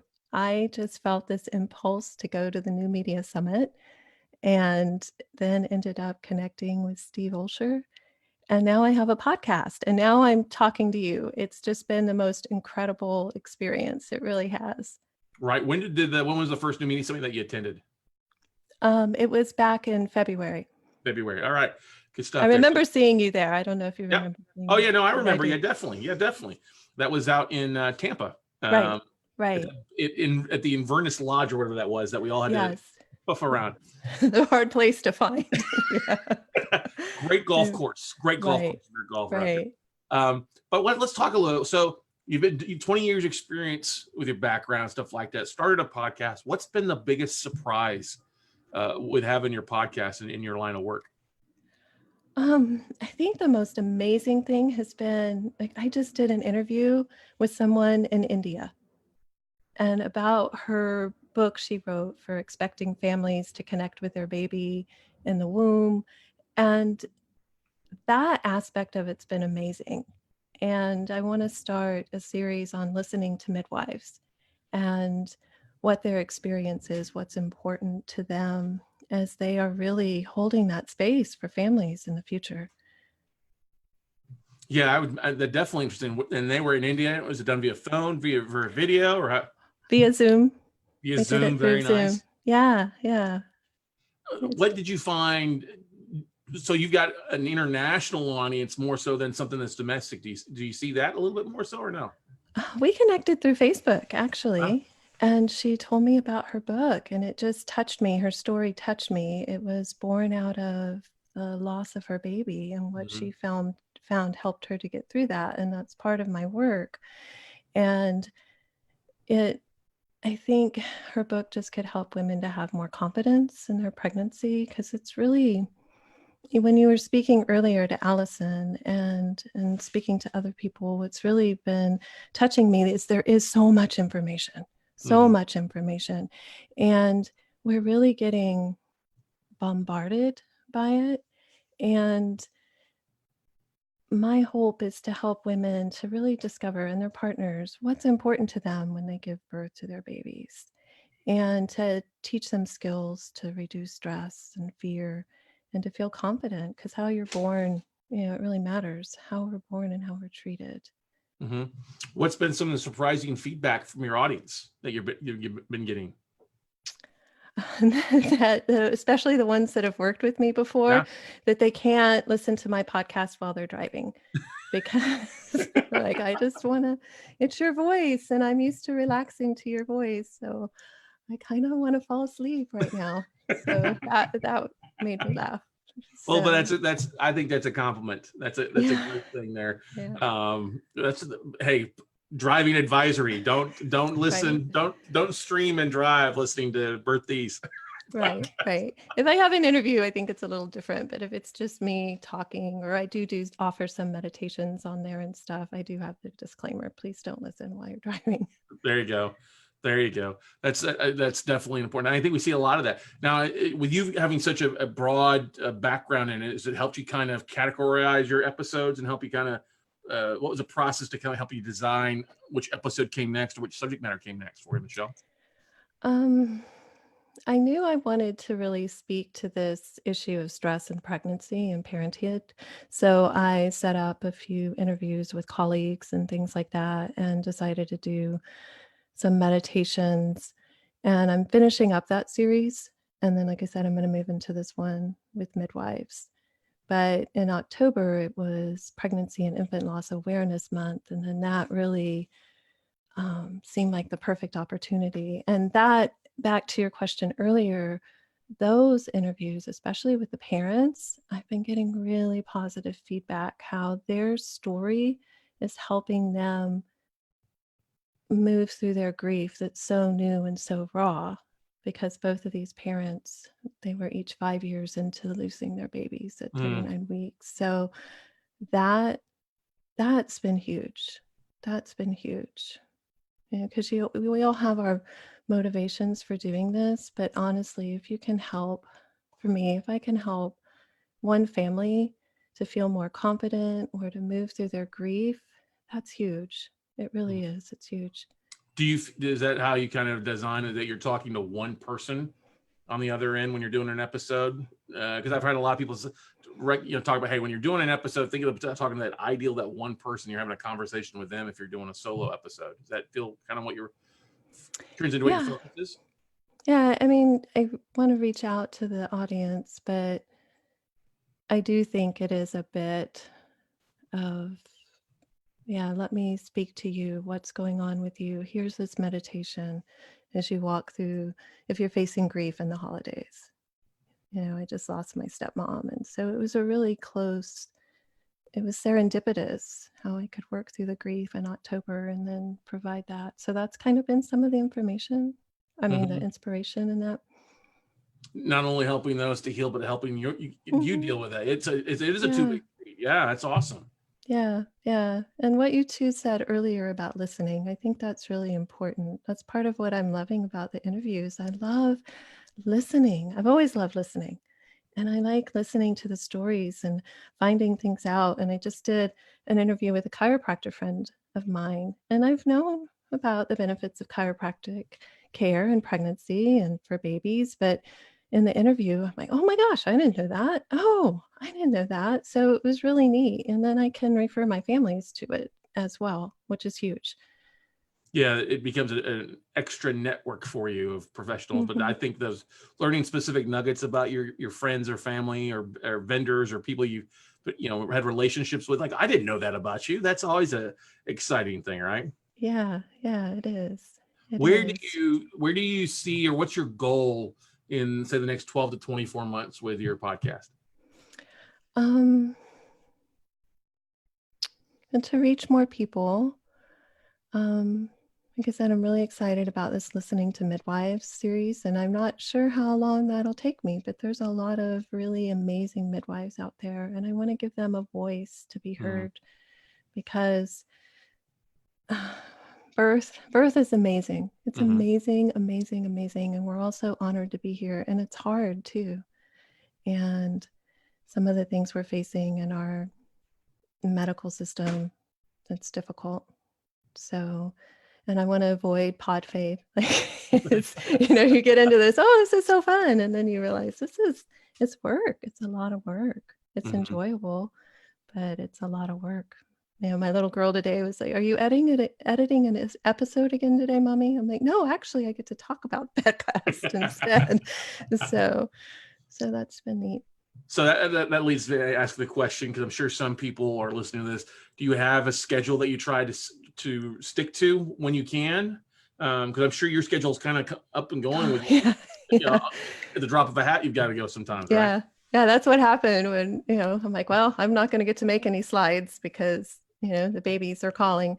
That's okay. And so I try to have some in the bank. I do once a week, and that's a lot easier when I have them in the bank. Like this week, it's been busy. I don't have any in the bank, so I think I'm going to do a meditation about connecting with your baby.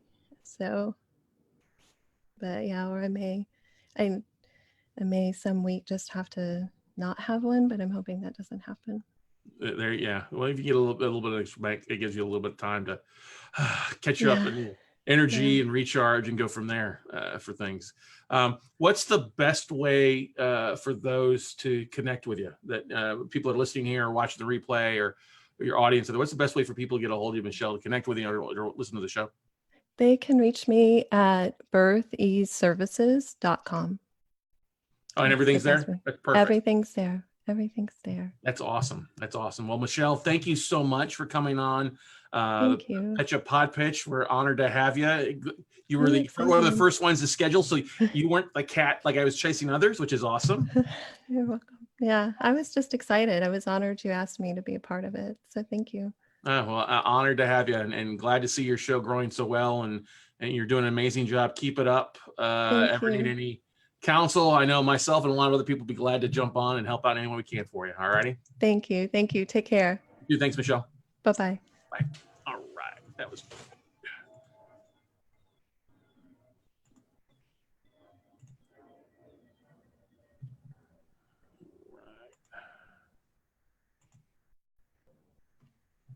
Let's see here. Michelle, I'm gonna bounce still it back. Here. I know, bounce it back to attendee here real fast. It should. Okay. If not, I may have to ask you to bounce off. You want me to? Okay, I can stop the video. I'll do that. Right, thanks. Uh-huh. All right, there we go.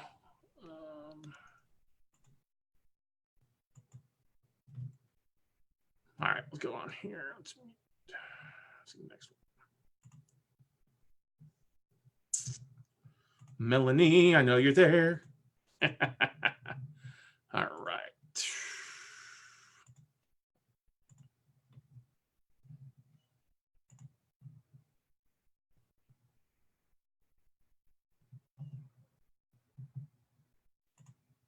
Hello, Scott. What is going on? How's it going today, Melanie? Oh my goodness. It's an awesome day. It's a Thursday. Aren't Thursdays the best? Yes, they are. Because it's right before Friday. Well, I looked at, for what I did this week, is every day is going to be Monday right now until Sunday, or Monday's then my Friday for the most part. I love it. Going on, which is good stuff there. So let me jump over here, hit the record button, and we'll get rocking and rolling. All righty.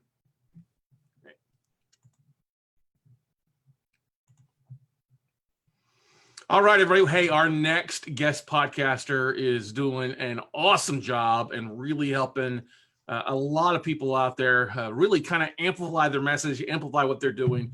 Melanie Benson, host of the Amplify Your Success podcast and founder of the Own Your Bold Influence Challenge, is a profit amplifier. That's what we all love, right?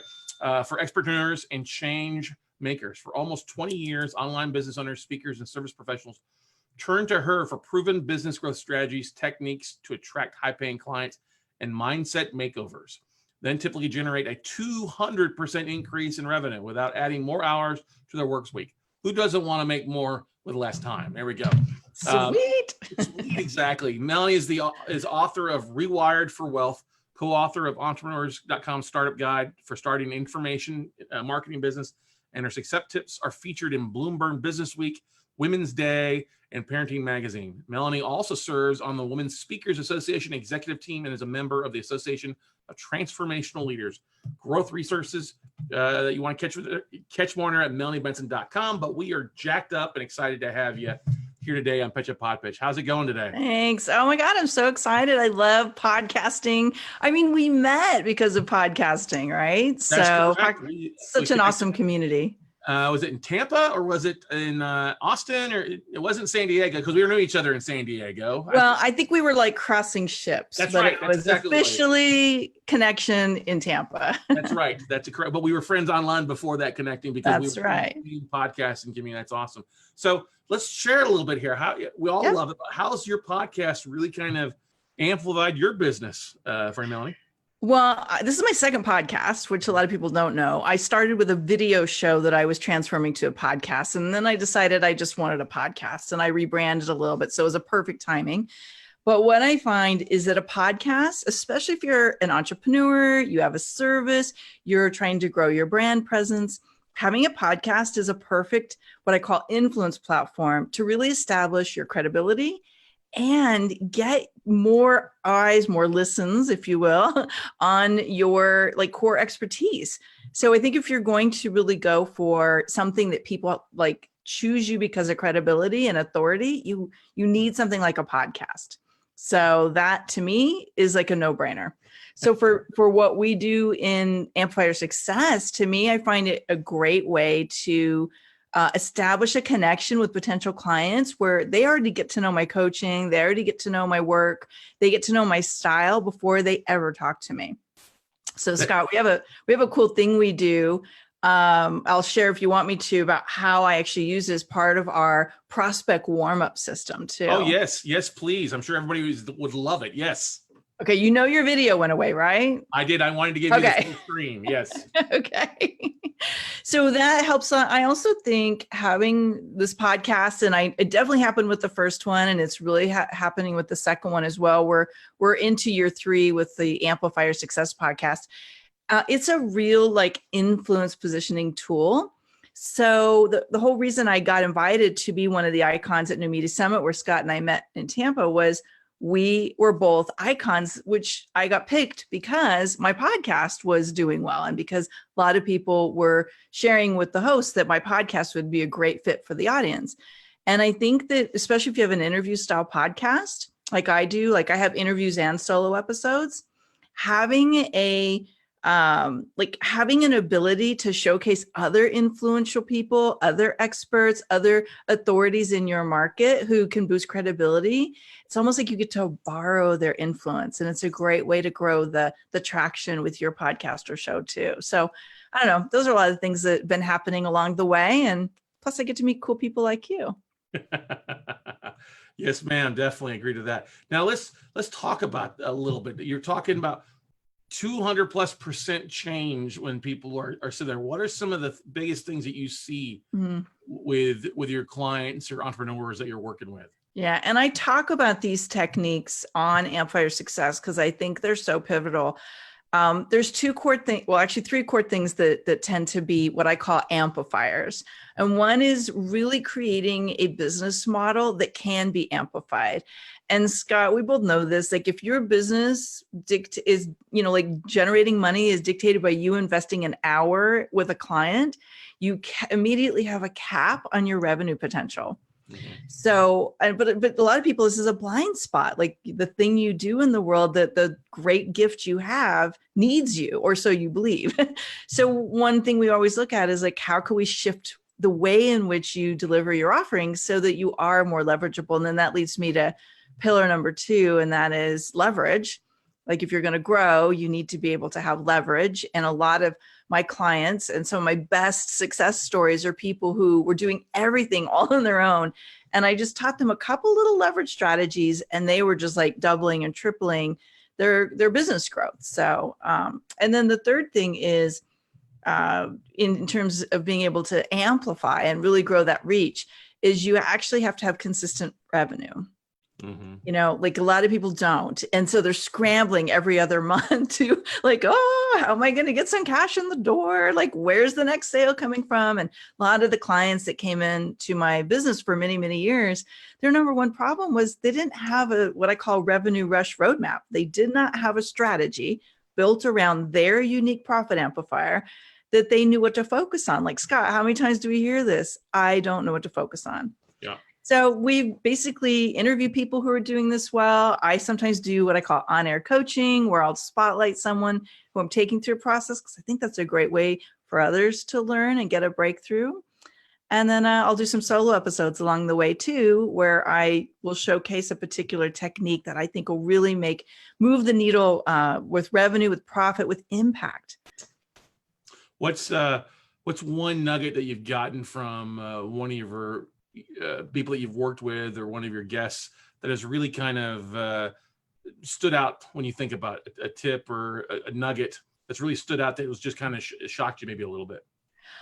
I don't know if I would say it shocked me, but what I started to notice was, because I track and I always hear from my guests who get clients from being on my show, and a lot of them do, not everyone. And there's a unique distinction and it's so powerful. I actually started coaching my clients on the same strategy because it was so important, is the people who did well, giving very specific examples, really like creating emotional connection with the audience because they're able to share a story that's meaningful. Or like one of my favorites was a guy named Park Howell, who has a podcast called The Story of Brand. Yeah, The Story of Brand.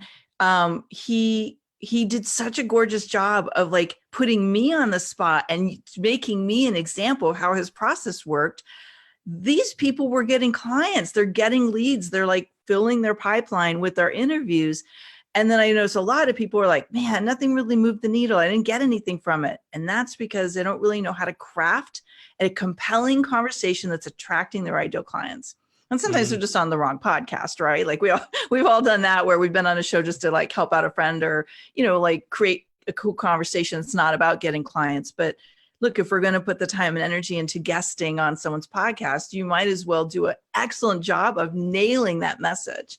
So a couple people really stood out. Melanie Dodaro, who you may or may not know, a bunch of LinkedIn stuff. She did an awesome delivery of this amazing story about like how people are messing up LinkedIn connections, and people were like downloading the episode like crazy. So those have been some of the fun ones. Some people come up with these crafty little catchy hooks and have these really fun like catchphrases they use to describe their process. Those were getting downloaded like crazy. So I think that was really my great, maybe it was a little bit of a surprise, like how I would have these big name guests who were kind of boring. Yeah. And they never shared the show. Like they were kind of like, I don't have to share the show. I'm a big name, you know, and more power to you. But the people who are really gracious and shared the show and nailed the value, they got so much traction off those episodes. Of course, we do a lot of marketing for them as well, but that's a big game changer, I think, when you're going to be guesting. Oh, I think so. I think speaking in sound bites and having great stories always go longer than just spouting off facts and statistics. I know the things that stand out the most when I is they've got an interesting story that can maybe not pull at the hearts or the tears a little bit, but anytime you can get an emotional tie-in with your audience or share real world things that aggravate the shit out of us sometimes, I think it's always going to be better, right? Yeah. And really, I think there's this emotional piece is, does this person use language and explain things that are right now I'm struggling with, right now is my goal, right now is the thing I'm actively searching for a strategy or solution around. And I think that's what like just kind of goes viral, right? Like really goes out and reaches people and they want more. Mm-hmm. That's the truth. If you can be a problem solver, you'll never go hungry or go without cash flow. I think it kind of ties back in a little bit what you're talking about. So many people that are starting podcasts are like lead gen, trying to get lead gen versus just having conversations and listening to their audience and sharing the stories and real solutions. It's not about how great my product is. here's the emotional side of it. We all buy with the emotion side of things, right? Yes. I think human beings, as a rule, will emotionally connect to the cost of a problem they have and how quickly can they solve it. And does this person give me some compelling evidence that they're the person that can help me solve it? And that's a sure sale right there. And by the way, we don't always go on podcasts to make a sale. Sometimes it's really just about like keeping our brand conversation alive, right? Continuing to build those collaborative connections to, bring exposure maybe to a book or a new program that we have or a concept, right? So there's a lot of reasons why we want to get on podcasts. But again, don't like emotionally disconnect because you've done 3,000 of these interviews, right? We got to stay in the game and really make sure we're giving value in every conversation we have. Yeah, if you've got the same pitch, it's going to get old quick. I think you're exactly right. You got to stay on top, got to stay out there, but keep it fresh so it's entertaining, because the last thing you want to do is turn into a boring old guest because you're saying the same thing over and over again. We all hate those. Surprising. That's what shocks me the most, actually, is really high profile people who, are showing up and it's so rote. And it's like, do you have a pulse? Like, this is not really catchy right now. Like, I know you've done this before. So anyway. Yeah. And you see that on news programs where it's the same questions and the same answers. It's like somebody making the talk show host circuit where it's the same exact scripted questions and answers. That's no fun. That's what's so great about podcasting. And we had Allison on a few minutes ago talking about changing the conversations and shaking it up and being original. And that's such a valuable thing too. And I'm sure that's probably a big thing about what you're talking with your clients about is don't be afraid to be yourself, right? Yeah, I think there's a unique little magnetic formula that we all get to find. I call it really uncovering your unique profit amplifier. And it ties into how people experience your influence. Is there something that you do and only the way you do it for the best clients that you serve? And when you really tap into that and you know how to language it that's compelling to your ideal clients, you're on fire. You're unstoppable. Like you will like shine so bright and people are like magnetized and they may not even know why, right? But they just feel this compelling need to connect with you deeper. It doesn't matter what your topic is, but if you're in the right place, really nailing that message, expressing this in a way that people connect to, it should be easy. Yeah, I think you hit the nail right in the head there for everybody. If you wanted a monetization strategy of your podcast, I think she just gave it to you, everybody. Be yourself and don't be afraid to connect and be yourself. Just and focus on solving those issues and making sure to pull the right, I guess say heartstrings when you're telling your stories and be original, which is awesome there. What advice would you give to those that are out there that are maybe struggling with their podcast a little bit? Yeah, well, there's a few reasons why people struggle. Either A, they don't know how to monetize it, or B, they don't know how to market it, right? And so I've had people come to me who want to start a podcast, and I actually work on strategy. Like I don't get into the technology, but I work on the strategy of why are you starting this podcast and how are you going to connect it back to what has meaning and value? And a lot of people get excited about a topic, Scott, and they're so excited about having a conversation, but it has absolutely no strategic connection to what's going to move the revenue needle. And our previous guest was talking about pod fade. The reason why people stop doing their podcast is it's not giving them anything of value. And at a certain point, passion alone is not enough to continue all the work it takes to run a podcast. You've got to have it equal profits. And it could be a lot of things for profit. Like it could be getting your name out there. It could be building the platform for your book launch. There's a lot of reasons we do it, but you've got to do your due diligence in the beginning to monetize it and make sure you know how to market it. Marketing basically means how are you going to get views or listens depending on how you're setting up your show. And it's not rocket science, but it does mean you really need somebody who understands this to help you figure it out before you go invest a bunch of money and time.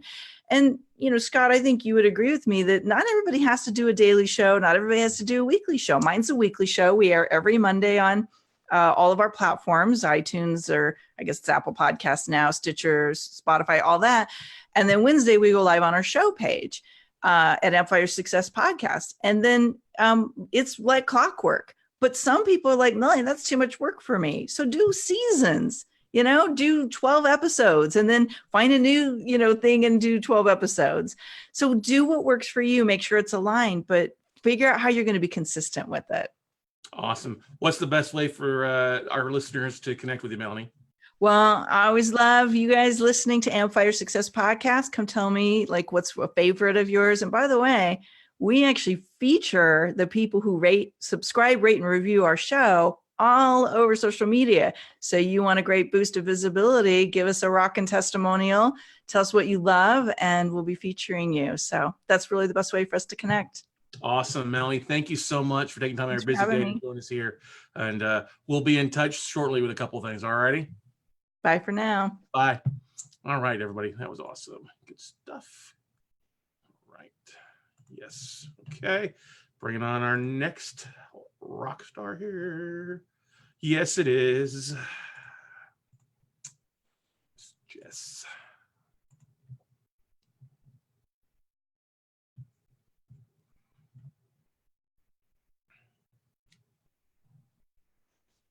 Hey, Jess. Hey, how's it going? Can you hear me? Yes, ma'am. Sure can. Doing great. Awesome. Give me 1 second here. I'll get rocking.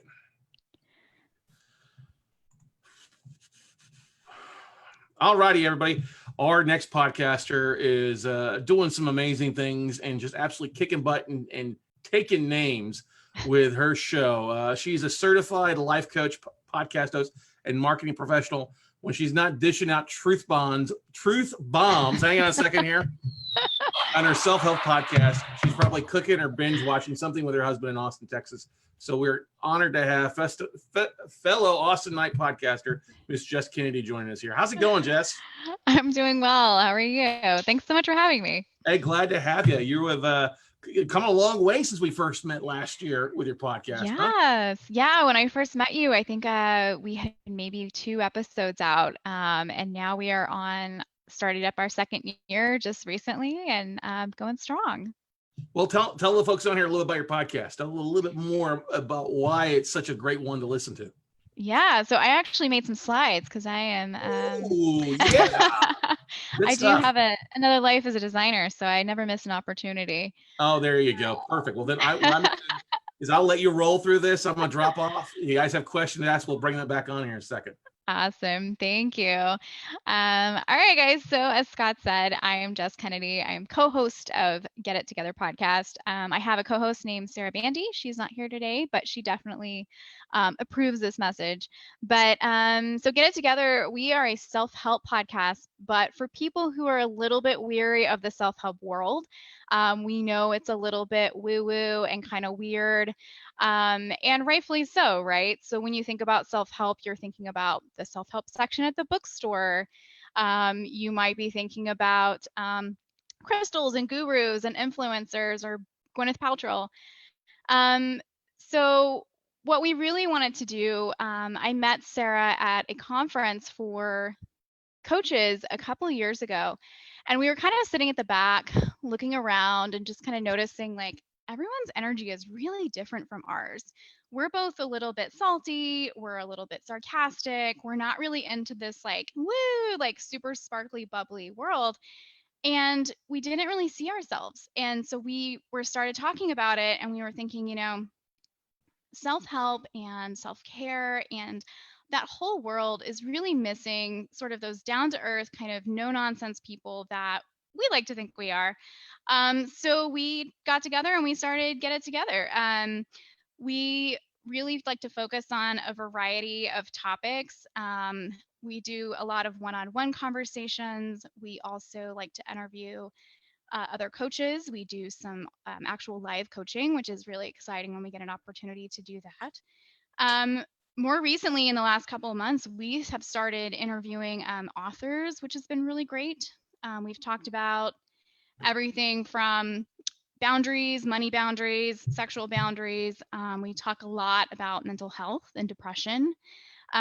We also talk about sobriety a lot because we're both sober. I actually just celebrated my first year sober, and I'm hosting a panel, a meetup at South by Southwest this year called Sober, Curious, in a Boozy World. So that's going to be a great platform for the podcast, and I'm talking to a couple of other podcasters on that. But we like to talk about a large variety of self-help and wellness items. So procrastination, figuring out what you want to do with your life, all kinds of things. So we we post every Monday. I try to post before your crappy commute starts, so maybe you can start your day off with a little bit of inspiration and a little bit of sarcasm and some good curse words. Yeah, we are actually booking right now for the spring. So if this sounds like something that fits your message and fits your mission, I would love for you to reach out to me. You can get to us at the Get It Together podcast on Instagram. Is probably the best way to approach us. But yeah, I don't know. What else do you want to know about Get It Together? Well, you are doing a tremendous job with it. I'd probably say, actually, what's probably been the biggest surprise from your podcast in your first, now going into second year? I would say the biggest surprise has been how many people have reached out one-on-one to talk to me about the topics. So, because we handle a lot of really delicate topics like grief and depression, people will reach out and say, you said this thing and it really hit me. And it's always such a great conversation to keep going because the topics we have are very personal and they are something that, maybe you're not on a Facebook group talking about how you struggle with feelings of suicide, but you might reach out to a person. And so it's been really great for us as podcast hosts to be able to have those conversations. And as coaches, it helps us grow as coaches. It helps us grow our coaching businesses. And so I think that's been the biggest surprise is how much people have really resonated with the different messages we've given. And I'm sure some people are going to be listening like, how did you get South by Southwest panel? How difficult was it? But kudos to doing that, because that's not always the easiest thing at South by Southwest. Thanks. Yeah, I'm really excited. And I have another podcast that's actually going to be joining me. They're called Boozeless ATX. And so we're going to be talking about that. And it's just such an interesting topic that I think a lot of people are interested in right now. Yeah, definitely. And we're having a happy hour downtown somewhere. We'll make sure to not have non-alcoholic beverages again there for you. Which all is the Diet Coke.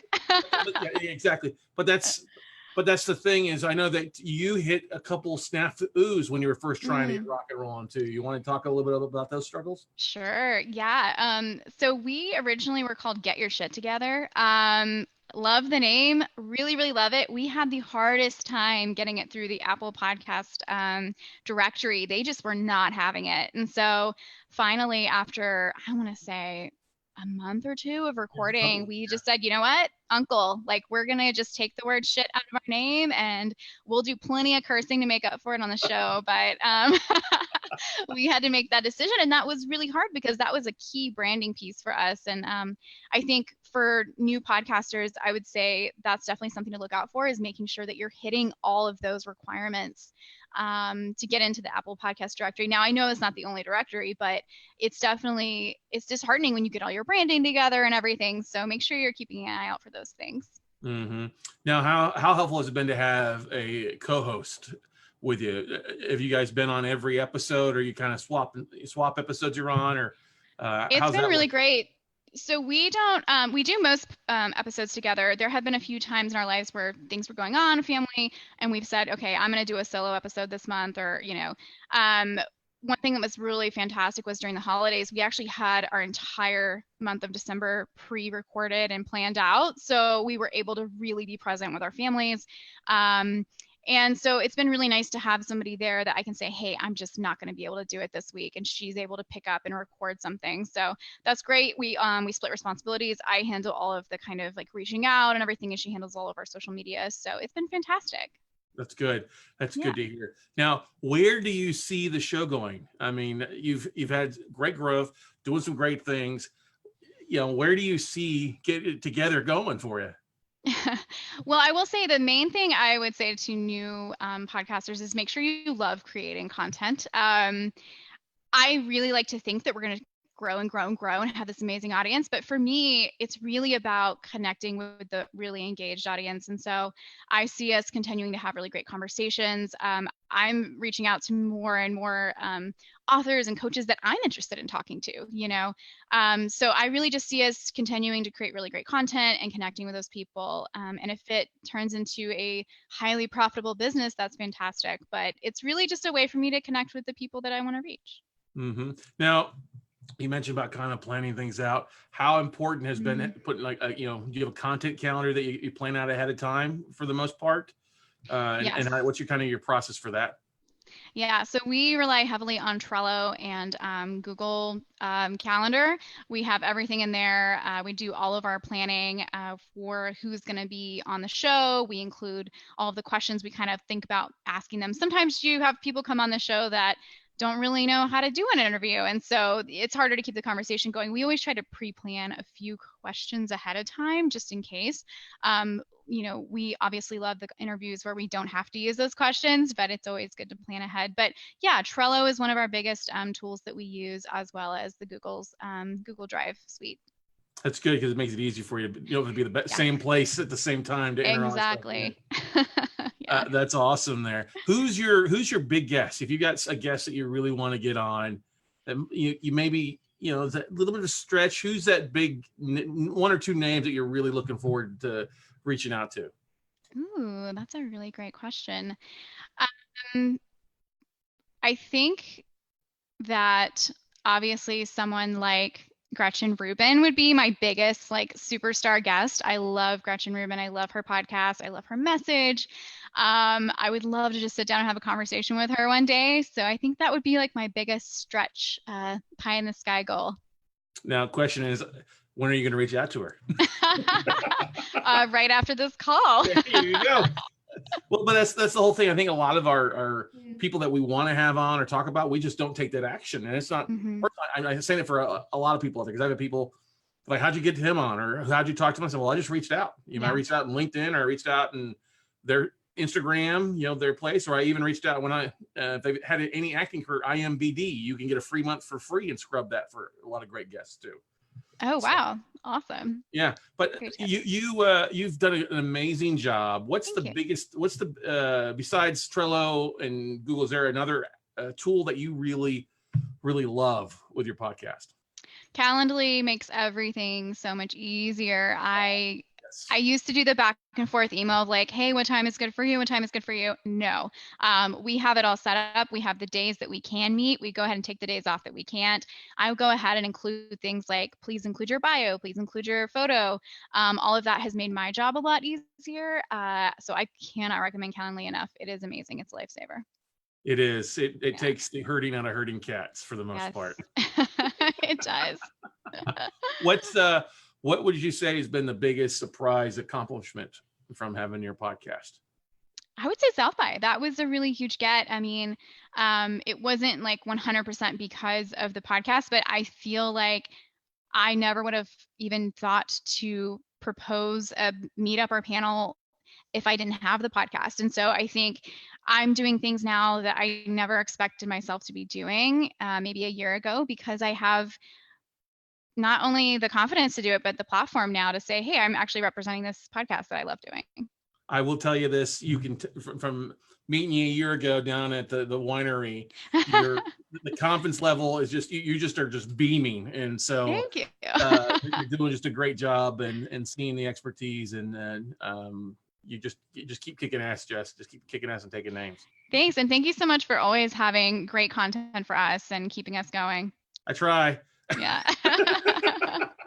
What's the best way for people to get a hold of you, to find out more about you or connect with you? So to connect with me personally, Instagram is definitely the best way. I'm at jkennedy.co. You can also find out more about our podcast at the getittogetherpodcast.com. And you can listen to all of our episodes there, or reach out if you would like to be on the show. Awesome. Well, Jess, thanks so much for being on Pecha Pod Pitch here and delivering some great nuggets. Congratulations on all the success, and here's to even more successful 2022. All righty. Thank you. Cheers. Thanks, Jess. Bye. All right. That was good. All right. Boom. Bring on the next person here. Everybody having a good time? No, I am. All right. So we had Jenny. Yes. Jenny Bellinger coming back up here.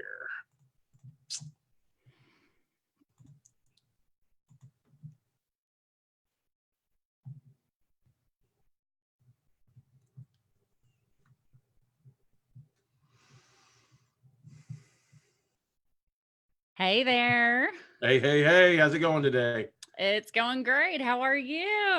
Good. All right. Let me go on here, hit a couple buttons. We'll get rocking and rolling. Sure. All right, everybody. Well, hey, we are back with a true badass podcaster who's doing some really cool stuff. Jenny Bellinger is better known as the Direct Sales Dom. She's the host of the Badass Direct Sales Mastery podcast and helps rockstar direct sales moms whip their business into shape. Jenny is a certified professional coach, so her methods aren't painful, but are very effective. And so we're excited to have a very effective podcaster on here on Pecha Pod Pitch today. How's it going, Jenny? It's going great. How are you doing today, Scott? I am doing wonderful. Tell us about BDSM. Well, that is a loaded question if I ever heard one. Oh my goodness. Badass Direct Sales Mastery podcast is a way for me to help more people be more successful in direct sales. That was really my intent on doing that, because I know not everybody starts their direct sales business thinking, boy, now that I start a business, I'm going to hire me a coach. Right. So I knew that if I could put this out there, then there would be people who would hear this and be able to get the information, start applying it to their business, and be more successful right away. Mm-hmm. What's been the biggest surprise that's kind of shocked you from having the podcast? Ooh, the biggest surprise from having the podcast, I'd have to say, you know what? It's opened doors for me that I didn't know were available to me. So best example I can give right now is a friend of mine who's another podcast host interviewed the CEO of a direct sales company and then created an introduction. And I'm interviewing that CEO on my podcast next week. Woo-hoo. There you go. So excited. So yeah, it's gonna be something big, because I don't know that I ever would have maybe approached him without having the podcast to say, you know, hey, let's talk to your peeps through the podcast medium. So it's been awesome. Where do you what are some of the best tools that you've loved using with your podcast that makes your job a lot easier? Because are you doing all the production yourself? Are you outsourcing some of it, doing it all, or outsourcing all of it? Oh, no, not outsourcing yet. I'm working on making that a possibility. But right now, my two biggest tools to help with making podcasting easier. Number one, Calendly. I saw Jess just brought that up. Amen, sister. I'm right there with you. I use that.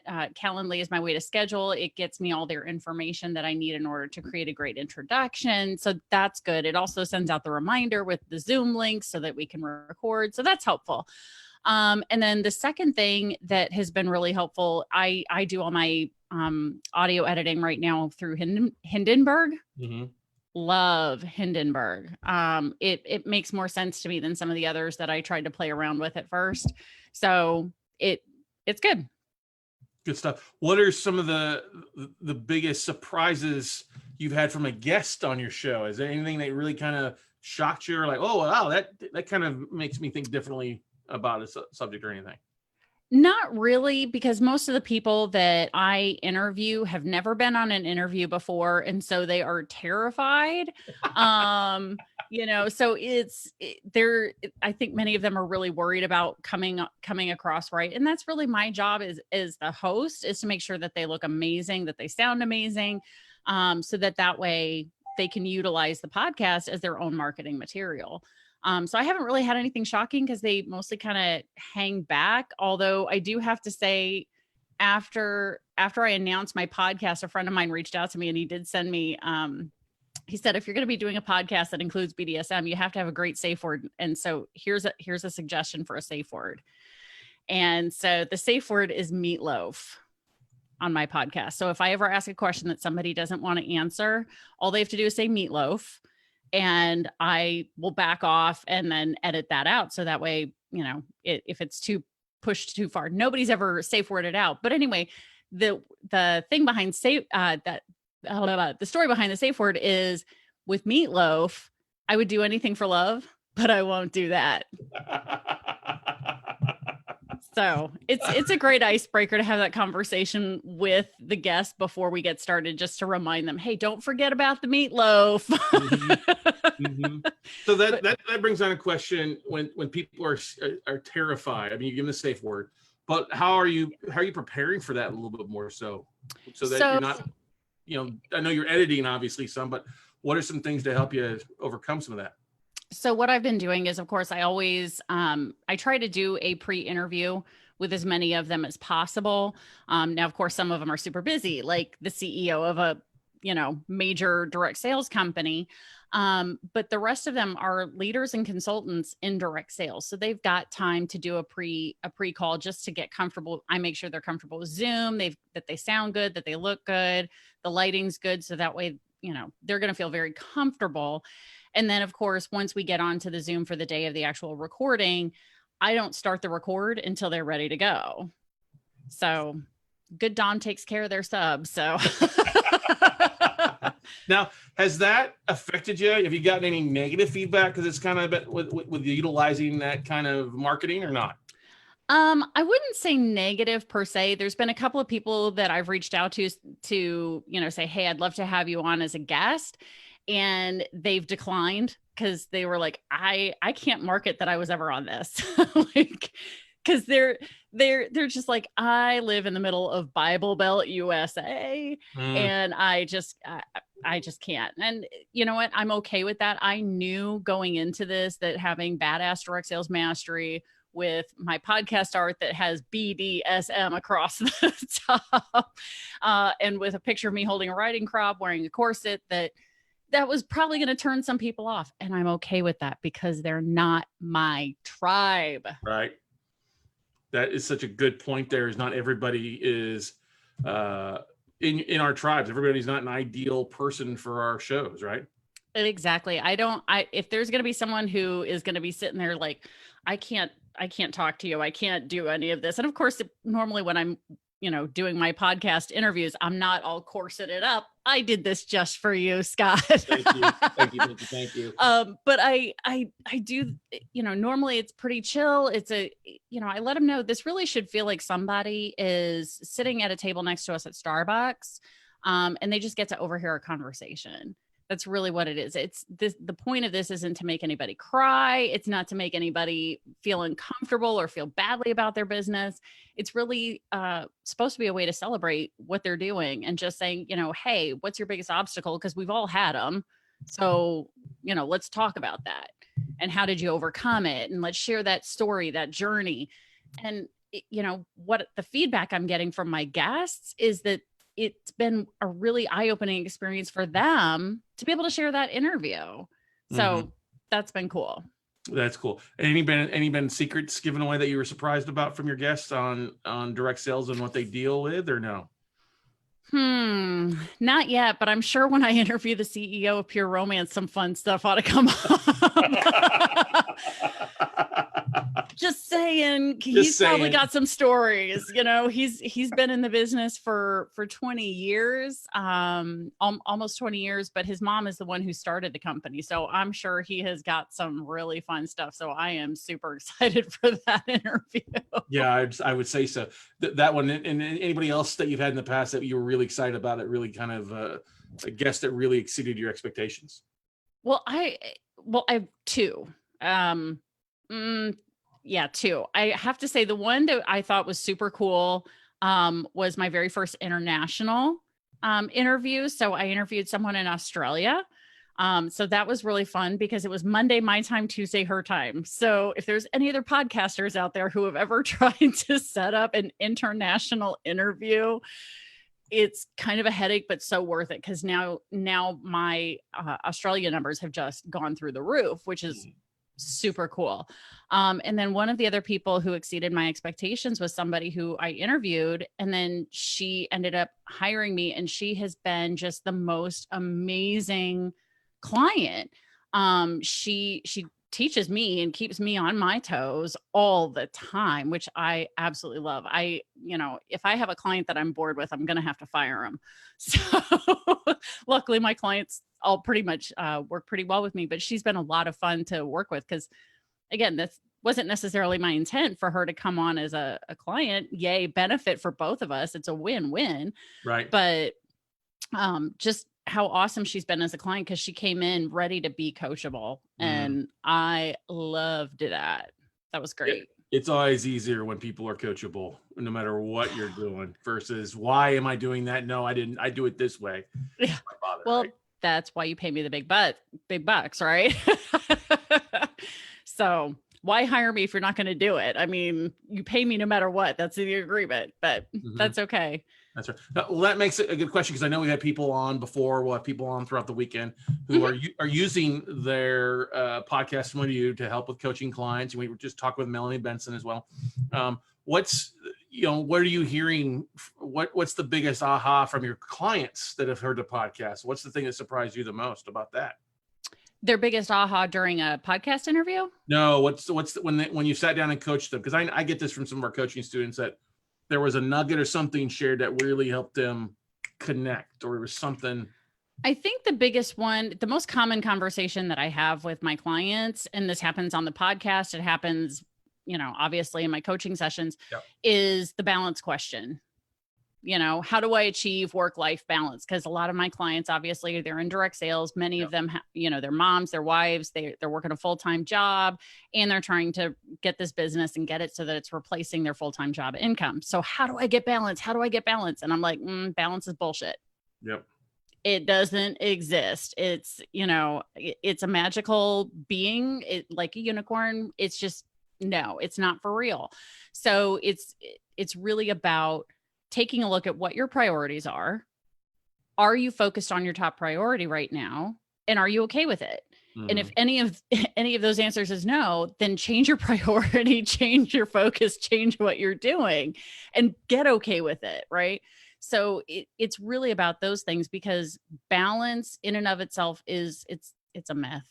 It just isn't possible. So it's just saying, okay, my focus right now is my health or my relationship or my business or my kids, and be okay with it, but then be there 100% and be present. And those are the moments when I think a lot of people get permission to be okay with just going and locking themselves in their office for an hour to work on their business, because they know the next hour they're going to go play with their kids, or they're going to go, do whatever they need to with their, husband, or, friends, or whatever else is a priority for them. Yeah, that's true. I've always heard the analogy that life is a deflated tire, that it's never going to be perfect 10s all around the board. You're going to always have some area of that tire that's flat. It's a 2 or 3 versus a 10 in other areas, in our business, our health, our finances, and our family. The 5. Oh yeah. But the analogy that I have heard, and I don't even remember where it came from, is that all these different things that you're juggling are balls, right? But each of them is made of something different, right? Your business is a rubber ball. It will bounce back. Your health, your relationships, maybe not. Your friendships, maybe not. But do you really want to screw with those things? So those balls are typically made of glass. Don't drop the ball on your health, on your friendship, on your relationship, on your kids, right? Your business will bounce back. Love it. What's the best way for people to reach out to you, Jenny, to learn more about you and connect with you? Well, I'd have to say probably Facebook. If people are in network marketing, Facebook, that's where they all are. That's where I am. Badass Direct Sales Mastery. You can find the podcast there, and you can also find me there. Good stuff there. Well, hey, thanks so much for being on Pecha Pod Pitch and sharing your podcast, and some great nuggets for everybody out there. Thanks so much for having me on. I really appreciate the opportunity. Anytime. We'll hit you again. All right. Sounds great. We'll talk again soon. Thanks. Bye. All right. That was good. All right. Let's see here. Let me move to. We are. Go to attendee. There we go. Okay. Let's see who is next. I have to stop the live stream for a second and then restart it up so it'll go back on Facebook. So hang on one second.